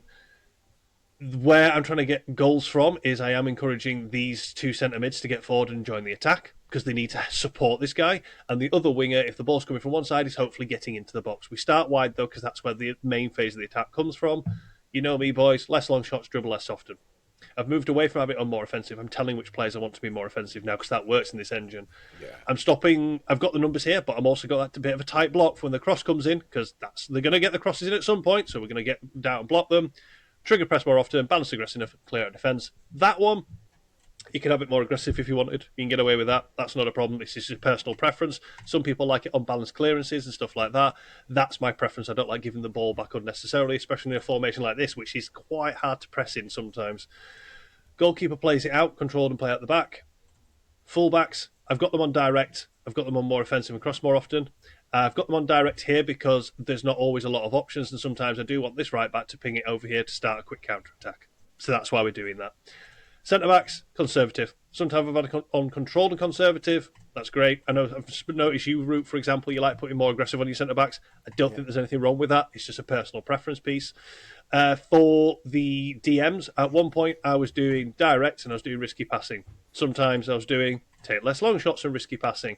What I found is because the options up front are limited, it is I want to be controlled and I want to see those conservative passes. So they're just recycling possession and giving them, helping us transition from this line through the lines. Wide men, cross more often, more offensive and more aggressive. I've put more aggressive on my wide men and strikers and cams if I've got them in all my formations. Everybody. It's those people where if they are going to give away a free kick, it's hopefully too far away from goal to be a set piece opportunity. Yeah. But we're pressing the man on the ball who's going to carry it 20 yards or so and look to swing a cross in. I'd rather do the Man City tactical foul, break up the play, and then they're no longer being able to advance into those positions to swing the Hail Mary crosses across the box. Centre mids, more offensive. That's literally all they've got. I don't want anything else. I just want them being more offensive and having that attacking tendency, and they break into the box. The striker, more offensive, more aggressive. We're keeping it simple. My guy, you'll notice in mine, he's got 82 pace, he's got 89 shooting, he's got 78 physicality, and he can dribble as well. He's more of a profile of a solitary striker, but I don't want solitary strikers in this game. I just don't think you want numbers in the box, and it's just not giving you any. I think with these guys, you'd probably have to put them on low positional freedom for his specific guys, probably, wouldn't you? To get anything out of them. Yeah. You would, and I've done that myself, and it does work for a striker to be on low positional freedom. But what it does mean is if you have not got the lion's share of control of the game, you are just getting pummeled. Yeah. You are just playing attack versus defence because there's no one creating space behind the defence. So as soon as they get a foothold, especially if their midfield takes control of the game, you're buggered. You're just sitting there defending and hoping beyond hope that a Hail Mary pass comes your way that works out. It's constantly requiring a man to beat a player, like dribble past them, break the line, and then you're on upon them, and that's not a good way to sustain yourself. So where we're at here, you could plug and play that tactic in this team and see if it pans out. My concerns are these guys, these two strikers, being able to cut it at this level with no support. I would advocate that you move to another formation, even though you've only got the two strikers. There's this chap here, this right mid, that can play striker. I don't know what rating he is there. I'm guessing he's around anywhere from 72 to 74 rated at a push, because he's got the shooting, he's got the physical, and he can pass. Sorry, dribbling, shooting, passing, but he's slow and he's not got the physicality. But if you need to be using two striker formations to give you a chance in these games and contest a bit more to create, especially against those that are further down the table than you, because who are we playing towards this end of the season? We've got 7th place, and then we've got the cup game, and then we've got the mid-season break. So this won't get to you by that point, but as soon as we kick in the second half of the season, we've got bottom of the league. We want to be putting them away. I don't know how we did in the previous fixture. I'm going to look for them. Panda something. I'm not seeing them. Why am I not seeing them? We're in Stone League. Have we not played them already yet? Sure, you must have done. Well, I can't see them. Oh, there they are. We've got a 3-1 win. We've got a 3-1 win in this game against a narrow. They had a man sent off, but it was late on. So, yeah, I mean, it's not like having me getting a tune, but that's not wildly comfortable. That's not. I don't look at that and go, 3-1 win. I go, tight game. So, yeah, we need. I just don't think, without getting that sort of shit-hot striker in up front, we need to be moving away from a 4-1-4-1 on the regular, and it's a good one to rotate into against the right sort of formation, of which I could give you my take on which formations I think it works well against. I honestly think I would honestly say do your own research with that one, because it's not foolproof. It really, really isn't. I think, like you said, though, he's got a ton of cap space. Fucking hell, listen to the NFL. He's got a ton of rev share. Yeah, loads. Spend 5, 6, 7% on a good, pacey, talented striker. Yeah. And use a bit of it just to give you that extra oomph. Because, like you said, you need it. Because these strikers they're two-man strikers, and you're making them play on their own. Like, it's just not going to work. So, chaps, where are we up to now? Now we're getting towards the end of the pod. We've got player progression spotlight, and then we've got some community questions. So we'll jump into those. So going for player progression, if anybody wants to show us their top performing players, by all means, feel free to jump in and show us what you got.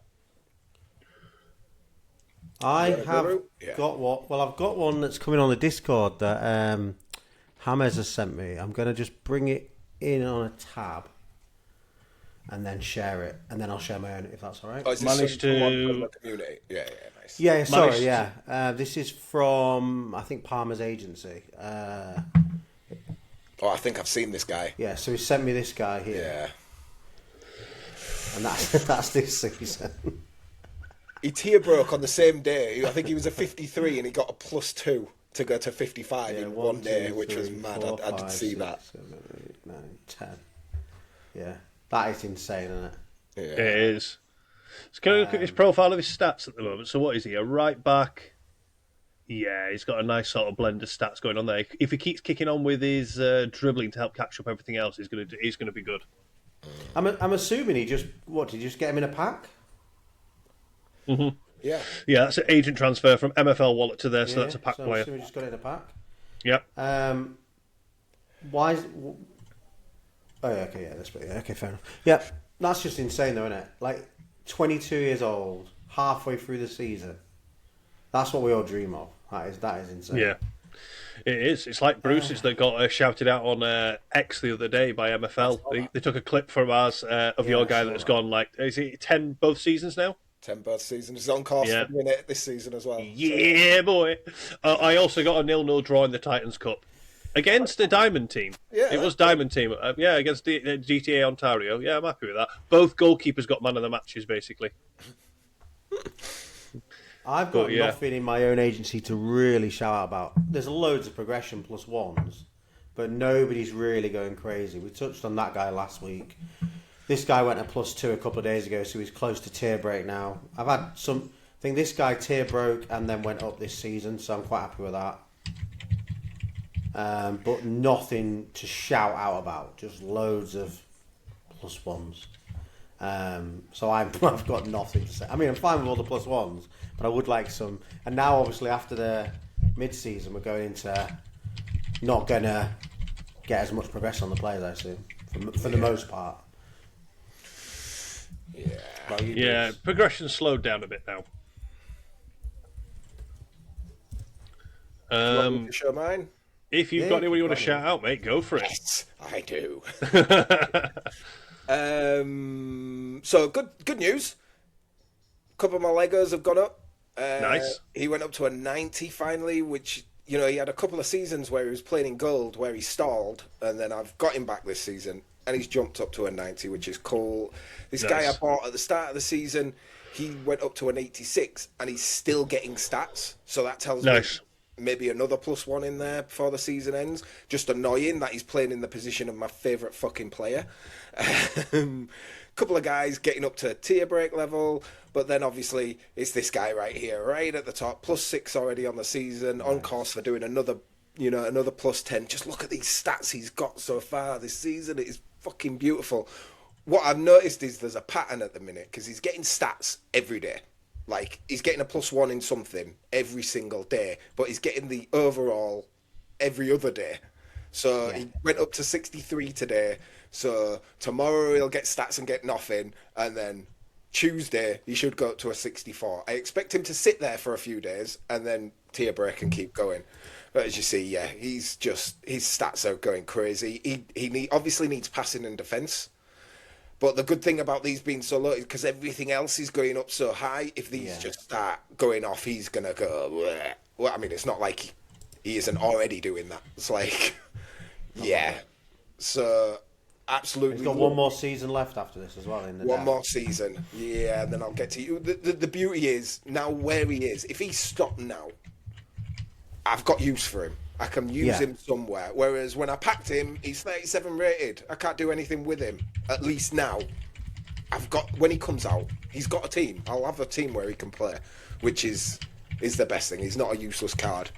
But I'm obviously hoping that this continues, because I'm calling it here right now. He's 99. He's going to 99. I'm telling you. So, yeah. Where am I up to? Sorry, I was just finishing off my last squad for tonight, because I need to do all the rotations and all that sort of jazz. So let's have a look.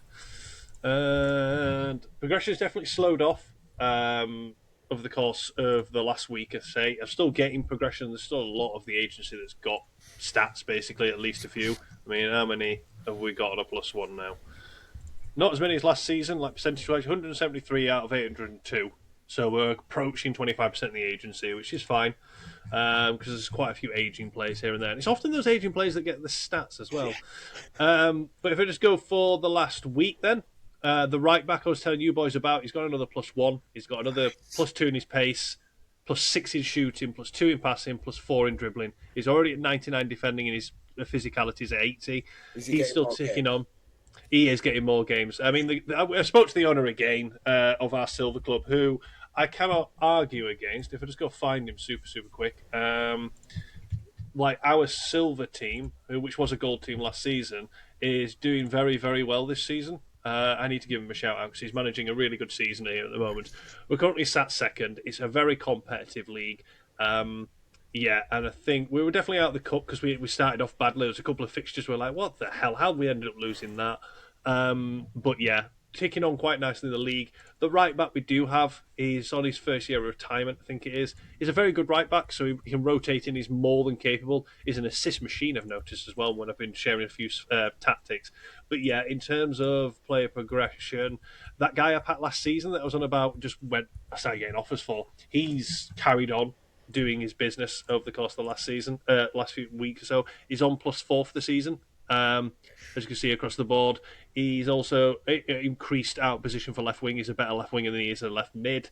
The guy in dev centre, he's gone +3 this season so far. He just keeps picking up stats every day at the moment, just ticking along quite nicely over the course of the current season. He's not doing bad.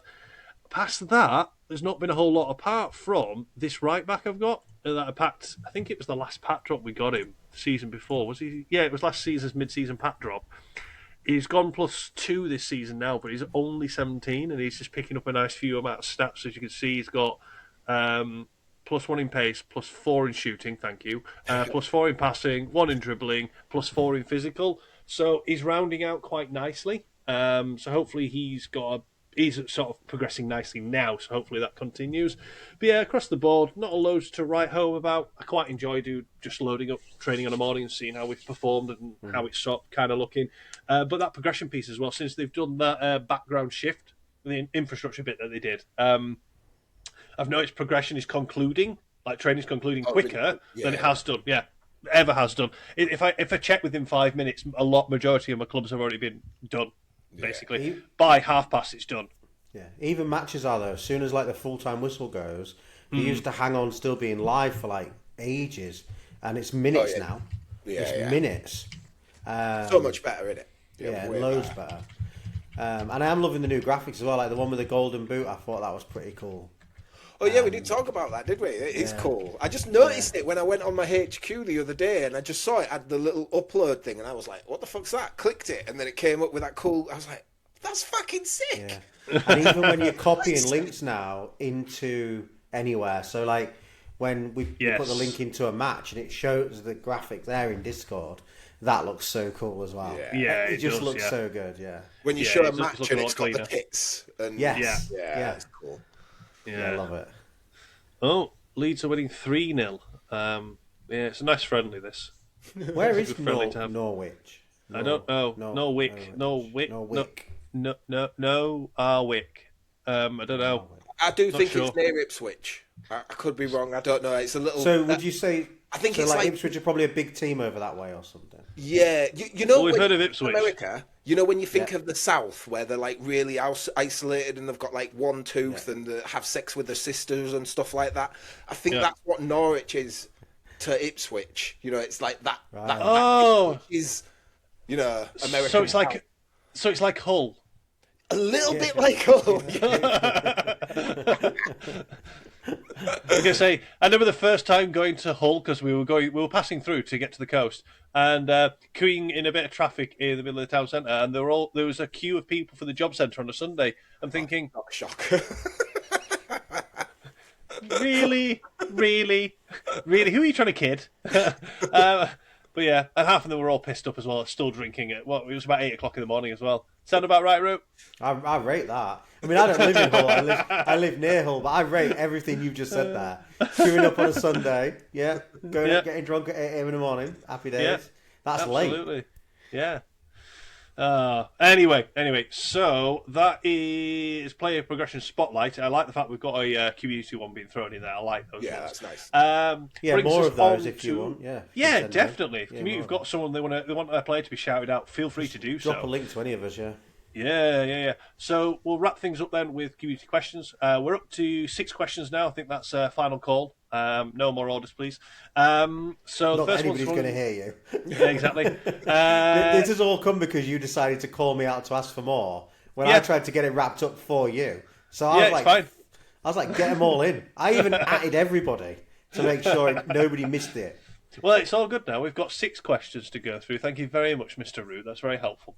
So the first one's from Kev Hurd. As we will almost be halfway in when you record, what is your updated diamond predictions? Where are we at, boys? Oh, well, unfortunately for Sid, he's not had the best of seasons. I did tout him as I thought he'd win. Unfortunately, he's not had the best of seasons. I believe he's handed it over to Brian for the rest of the first half of the season. I think so, as well. yeah. Just to take a break, which I guess people have to.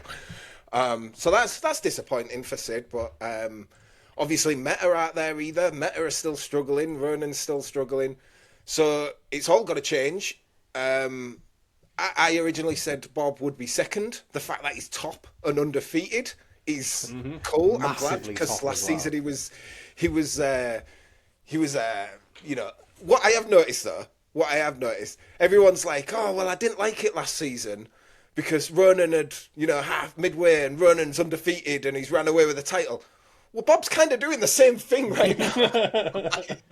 He is doing the same thing. But I do think Bob's going to win. Really? Yeah. No one's going to catch him. Bob's going to smash it, and that's great. Congratulations. Yeah, Meta always have a good second half, though. Ronan always has a good second half of the season. He puts in the work. He always puts in the work. I've seen many a friendly testing being done with Ronan doing testing. Many. You can't count him out. You can never count him out. Ever. No, you can't. But I think Kev's going to stay up. Sorry? Kev's going to stay up. Oh, Kev.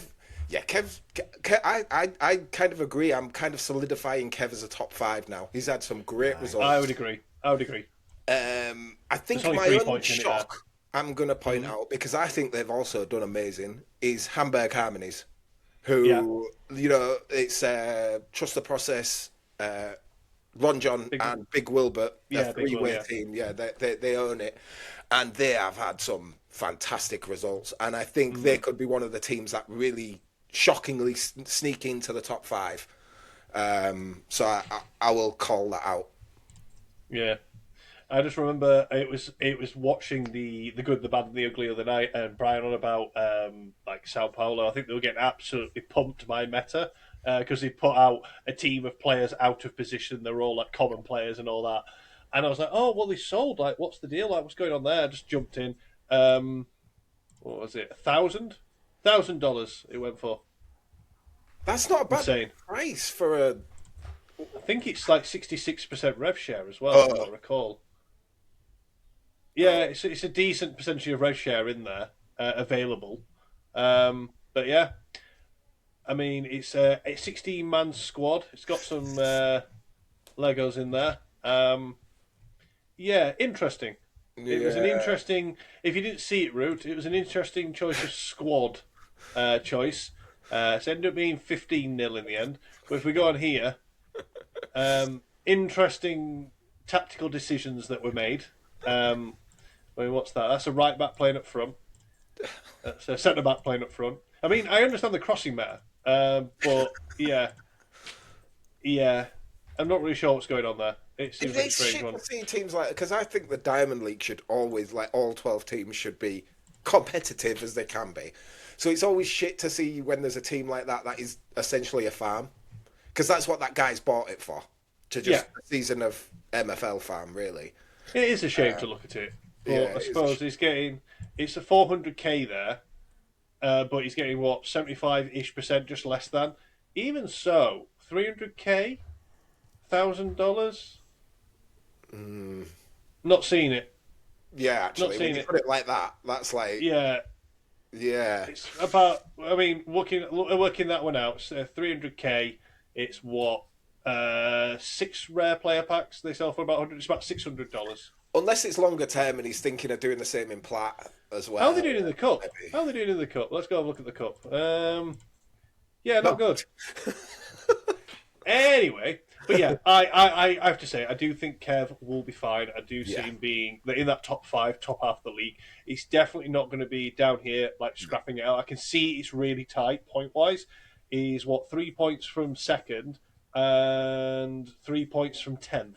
So it's very congested in that middle of the table. I am surprised that Fraj is having quite the challenge this season with his team. I thought there'd be. Yeah, I don't think he's performed badly either when I've looked through the games that they've had. I think he's performed reasonably well as well. But yeah, there's a lot of ups and downs with this one, and this is Dio's team that I was telling you about before that are now up in third, and you've got Milano up there as well. But yeah, it's Bob's to lose basically. Yeah, There's no other way about it. Yeah, I don't think he'll lose it. He's going to smoke it. Right then. So next one's from Amreezy, and the question is: shag, marry, kill with players in your agency. Fucking hell, Amreezy, Jesus Christ. Hey, hang on a minute, Bruce. I don't think you can call out anyone's question after your last Wendurk appearance. Didn't get answered, didn't it? Didn't get answered, but the question itself, even so, it's like, can you really? But yeah, so where are we at with that then, boys? Where are we at with that question? I think I'd shag Edivaldo Pereira. I'd also marry Edivaldo Pereira. And if he doesn't go up soon, I will also kill Edivaldo Pereira. He needs to start going up, please. The full circle of life there with that one. That's nice. Root, how about yourself? Just for Bruce, I'm probably gonna shag Clarkey, marry Clarkey. He's got that. He's a pretty guy, though. He is a pretty guy. He's got nice long hair. No, I'm gonna stop there. Extra purchase. As for kill, I'm probably gonna kill that bloody what's his name? My favourite player is the one I'm gonna kill. That Magallanes, the cam. Because he's just decided he's never going to progress in his whole life. And from the moment I packed him with his 68 shooting and his 77 pace, banging in 15 goals a season in cam, and he just has gone up +1 since I started this game. And I just don't... Yeah, I would like to be the one that kills him when his career ends. Doesn't sound like he's got it in his locker. So then... Who are you marrying? That's a good point. Yeah. No, I'm shagging and marrying Clarkey. I've just said that. Oh, right, okay. Yeah, the hair. It's the hair. Okay. Right then. So, on the shag front, where are we up to? Fucking hell, you're going to go for my missus might be getting ready to go out shortly, and she's listening in on the pod and going, what the fuck?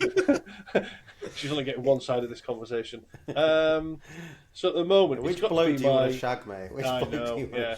Well, I got to say, my right back at the moment, I am very, very much attracted to him because he's also very close to going to 89 rated, so I'm very happy with him. He definitely will be on there. Marriage, sort of like the long-term partnership that you've had with a player over a long period of time that you've got an affinity for, and that would be, for me, Mr. Nestor Aquino, which I've had him for, I don't know how long now. I think I've got it from Snake a while back. Snake a while back. It was back in, what would that be? I'm rubbish with this. August? Back in August last year. And I've had him, he's still 34, he's 6'5", 92 pace, 93 shooting, 85 dribbling, 74 shooting. He's progressed a +1 this season, which is the first time I think since I've had him, but that's fine. He might have been 81 when I got him, and he's just been around through all the hard times with all the different teams. He's smashing it in iron again this season. I was going to say, he can also play right wing. With those stats, he's thriving this season. Sure, yeah, he loves it. He loves it. He's a great winger to be having, so I'm very happy with that. And then kill for me, it wouldn't be. It's a player I've managed before because I fucking despise him. Where is he now? It's one of Slippery Fish's goalkeepers that he always puts in on loan. This fucking joker. This guy who pretends to be a goalkeeper, he is the worst goalkeeper I've ever owned in this game. He is horrendous. He did last year. He had heroics in the cup because he kept being rotated with the cup and he kept killing it. But this season so far, he's got a 5.5 rating. That was my old team. He got a 7 rating. He was the reason this team didn't do very well at all because he would just have The amount of goals that guy used to concede, it's ridiculous. I used to have to play him in silver for a full season, and he was just horrendous. And then he was like trying to be back up, and then it was the reason why I went out and got a goalkeeper, and I was like, right, that's the first thing. That off season I was on about. I'm buying a goalkeeper. That was the reason why, because of him. Yeah, he needs to do one. He needs to retire a long time ago. So yeah, don't like you, Kyo. Yeah, horrible person. Next question then, Kev again. When are we having our next meetup? For those that can't make the 18th of April. I think Jimbo made a nice point about this when Workspace was talking about this sort of stuff on his latest pod, and he was saying how hopefully doing one when we do one, it's going to spark these smaller sort of get-togethers for folk in local areas and stuff. Because I think for people like Kev and stuff like that, it's a right mooch. It's a mooch for me. I don't even like I live in Birmingham, and I'm still like, do I want to go to London? Like, yeah. I think it's also expensive. London's ridiculous. Yeah. I think I don't know if MFL have come out and stamped the official on it yet, or if it's still just a community meetup that Jimbo's kicked off, which is really good of him. I think it's just the notice as well. Like I know, like we've all got commitments and stuff, but I could do with like, if we're going to arrange another one, let's just call it like August and arrange it now. I was going to say summer. Yeah, summer would be good, wouldn't it? But I'd love to. I'm going to hope to still go to that one, like you say, which I put in our chat. It just all depends on work, which I'm just trying to iron out. But I'm really hoping to do it. But mine will just be down and stay over one night probably. But I do think I hope it will do some more, because like it's quite weird in our Discord alone. I didn't realise how many people are kicking around in the Yorkshire region. Yeah. I just didn't realise until I'm like talking to them one-on-one in DM, and I'm like, what? You're really down the road? I tell you what though, I do want to shout something out. I got a really cool message from Lewisham Lions. Yeah. And it was really nice. He messaged me yesterday. He's a Millwall fan, obviously. Paul played Millwall. And he just messaged. I'll read it out because I don't think I mind reading it out. He's like, Root, it's a big one between our two teams today. One of my earliest football memories was back in '88 when I was 8 years old, listening to Hull v Millwall on the radio on a school night, and we won promotion to the top division for the one and only time in our history. The next game was my first Millwall match I went to. Absolute massive game today. Someone could cement us place in the playoffs. So I went back to him about Bouverie Park days and all that kind of stuff. It was really nice. And then we messaged like start of the game, half time, and then didn't message him anymore. We also only because of the result. I'm joking. I just sort of like said like how we lost that game. Like couldn't believe it. He was like, yeah, we shots the next year. He just went, I'll have to remember this when I'm playing MFL and I'm on the other side of it. So it's quite good. But yeah, I just want to shout him out. It was really nice for him to reach out and send a message before the game. On I get them all. DQ Smooth, like he messaged me the other day and he was just like, it's official. You guys are the best. He messaged me that, yeah. And I'm just like, nice. Yeah. He said, your boy was a hero today, is what he said to me. He said, I've just messaged Bruce and told him you guys are officially number one. Yeah, nice. Yeah, I love stuff like that. Love. Yeah. What a community. So in terms of when the next one is, I mean, to be honest, I'd encourage people to be going, you know what? It doesn't need to be an official MFL sponsored thing, but we want to meet up. Yeah, let's arrange something. Put a date in the diary, let's get sorted. Even if you've got 6 people, you can get a Nando's. Yeah, other places are available, but I do love a Nando's. Obviously. But yeah, I think we should definitely look for some more. So next question, Andrew Q, if given the choice of repeating this engine for one more season or rolling the dice on a brand new engine next season, what would you choose? Roll the dice, please. Keep it. I'm in keep it at this point. I'm more in keep it than I would be. The reason I'm not saying don't tweak it. I just don't want to roll and start again. So I think his question is about would you want to roll the dice and start again? I would, yes, because I don't have right and left mids. I want an engine where every position and every formation is equally viable. Agreed. But it's how you build the team. Agreed. Yeah. And how you match up against your opponent. Not here is a defined meta that we've now got, which is certain positions, arguably more valuable. Left and right mids are more valuable than they ever have been in this game. Yeah. I never feel bad for the people who have had them and had to suffer through it. Like, I feel happy for them. It's just, I wish they didn't have to bring everything else right down to make them good, if you know what I mean. I thought we would have got to the end of this season being happy We were happy I'm not episodes unhappy. ago. I just wish the 4-3-3D worked properly. Yeah, you want to be Yeah, able but wingers to, were too OP for too long. They weren't OP. They were maybe a little bit, right? Maybe a little bit. They weren't. Okay, yes, they were. A little bit. But like I said, to go from there to there when they could have just brought them there, rather than all the way down here. Because right now they are kind of fucking useless. You have to be very specific with them, and I can't get them doing what I want them to do. We're getting lots of sneaky patches, aren't we? We had another one this week, didn't we? I think it's two just patches were deployed to address a few bugs. I think it's just bugs. Yeah, I know. So every time they update it, they have to signal it. No, they have to signal if they've made any changes to the engine. That's all it is. But I know Kev had reached out to me and we were chatting. I usually chat to Kev for a little bit after every diamond game and stuff. And he said, "Had you noticed that?" And I was like, "Actually, no, I hadn't been testing that day." Yeah. And I mean, one of them was pretty important. To change. One of the bugs was pretty important because it was like where the opposite team was taking your corner for you. I mean, kind of do want that fixed, really. Unless a goal comes of it. Hey, I don't mind that, especially if they take a decent corner and they've got one less guy to defend it in the box. Would the smart play for them to just boot it up the line? No, just knock it out of play. Oh, it didn't go in. Oh, never mind.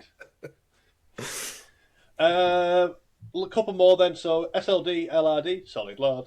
If you could put together a 12-team league next season, which players would you have in it against Yorkshire Tea XP and why? So I'm assuming if Yorkshire Tea XP, whatever league they're in next season, it's like, which other managers do we want to be playing against? Ideally, who do you want to be playing against? I think a content creator league would be cool. Like a ramble team. We definitely want we want a punching bag team, so we want one of Roots teams. We definitely want one of Hudders teams. I think a content creators league would be cool, but I also think it'd be quite good if we could just see a way of doing even competitions in that way more. I think that'll maybe come friendly league. Yeah, you can set up your own sort of friendly sort of offline, as it were. Between seasons, yeah. I'd be down with that. I'd enjoy that. That'd be a bit of fun. I've been saying to my missus this week now. Guess what? We've reached 25 episodes, so we're now content creators, and she's like, "Fuck off." I love your missus in your content. I'm like, we are. I said we're trying to get some brand sponsorship and everything. She's like, shut the fuck up. Shut the fuck up. I'm like, yeah. Well, I feel like we are. So yeah, I like how Bruce's missus plays the game. Yours tells you just to fuck off and wasn't even listening to what you were saying. Exactly. But in terms of who we'd have, I think we ideally would be looking to go up against like other content creators, or maybe even managers. You're like, you know what? They've had my number a few times. I want them. I want them in my league. I want to play against them. A community league would be cool. Yeah, that. A Yorkshire Tea XP league with people in our community. Imagine you did something like that where you can set up your own just sort of little default league that you can run over. I don't know. The game it's going to be concluded in 2 days. You do it in the mid-season window. There don't have to be any prize or anything for it. It's just a bit of bragging rights, but you can test tactics in a competitive environment. Yeah. Custom leagues and tournaments that we can create would be cool. It'd just be so cool. It might come now that they can knock things out in like 15 minutes. Maybe, yeah. Last question then. It's from Kev Hurd. Final one. Fave tactic, formation, or instruction. Give away either / all of these. Well, used to be risky passing. I used to love that. But, what formation is it though, Root? What's your favourite? I always tell you, 5 at the back. Yeah. Yeah. With 5-4-1. at the back, ideally with just 4 players. And ideally, 4 in the middle, flat back, flat 4, but with ideally the 2 of the centre mids, kind of 1 going forward, 1 coming back, and the wider guys moving in to be almost CMs. So you kind of got like a 4-4 narrow-y, but starting at a 5 at the back. And then, just 1 up front and just some other guy with him just doing whatever over there. So it sounds like you're just describing a 4-4-2 here, to be honest. It's like you've slowly morphed it into a 4-4-2. So 4-4-2. For me, the most fun tactic I've played around with this season, but I've not actually used, is the 3-4-3. I've had a lot of fun testing that one. So good. It was so nice to play with, just in training matches. I had it doing all sorts of weird and wonderful things, and it was working. It was just a lot of fun. But yeah, if it's instruction, I'd probably go with the more compactness, because it's not something I've used, but I do find it to be more effective this season. Bruce? for me, I've said it multiple times. 3-4-3 is the best formation on this engine. Because it takes advantage of everything. But I think the one thing that none of us have said is the best formation is anything with wide mids, and the best instruction is cross more often. I think that goes without saying, doesn't it? Really. I think if we were taking it seriously, we'd have all gone probably like it's either 3-4-3 or 4-1-3-2 and cross more often. More. Yeah. Seen as just to have a little bit of fun, we just kind of fucked him out, basically.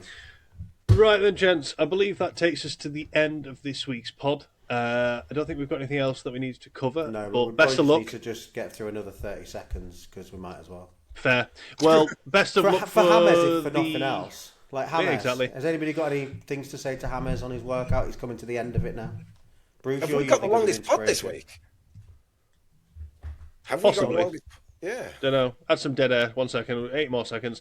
But I was just going to wrap it up with sort of saying best of luck with the last couple of games before the mid-season break, chaps. Fingers crossed you managed to progress in the cups if you're still waiting on a result or two. My DO team that I'm looking after in Platt have now, while we got that draw, the bottom of the group stage beat Sid's Los Galacticos in a surprise shock. Woo! So now I've got to beat Sid in the last cup game to try and progress. Wow. So, yeah, fun. Fun. But yeah, best of luck with the cup draws. Obviously, it'll be mid-season break now. By the time people are seeing this, pack drop will be in the offing. So good luck with pack drops. If someone's going to pack a Lego, might be you never know. But otherwise, thanks for tuning in, guys. Don't forget to tune in tomorrow. I think it's about 6:30 with Amreezy, me, Root, and Zoot. We'll be doing the, what's it called? Pre-pack drop? No, there's no pre anymore. It's just called the pack drop party. Pack drop party, okay. Party. Yeah. Pre-pack drop party. Yeah, that works as well. Up the ramble. Right then, gents. I think we're signing it out there. So thanks very much for watching, guys. We'll see you in the next one. See you later. Bye-bye.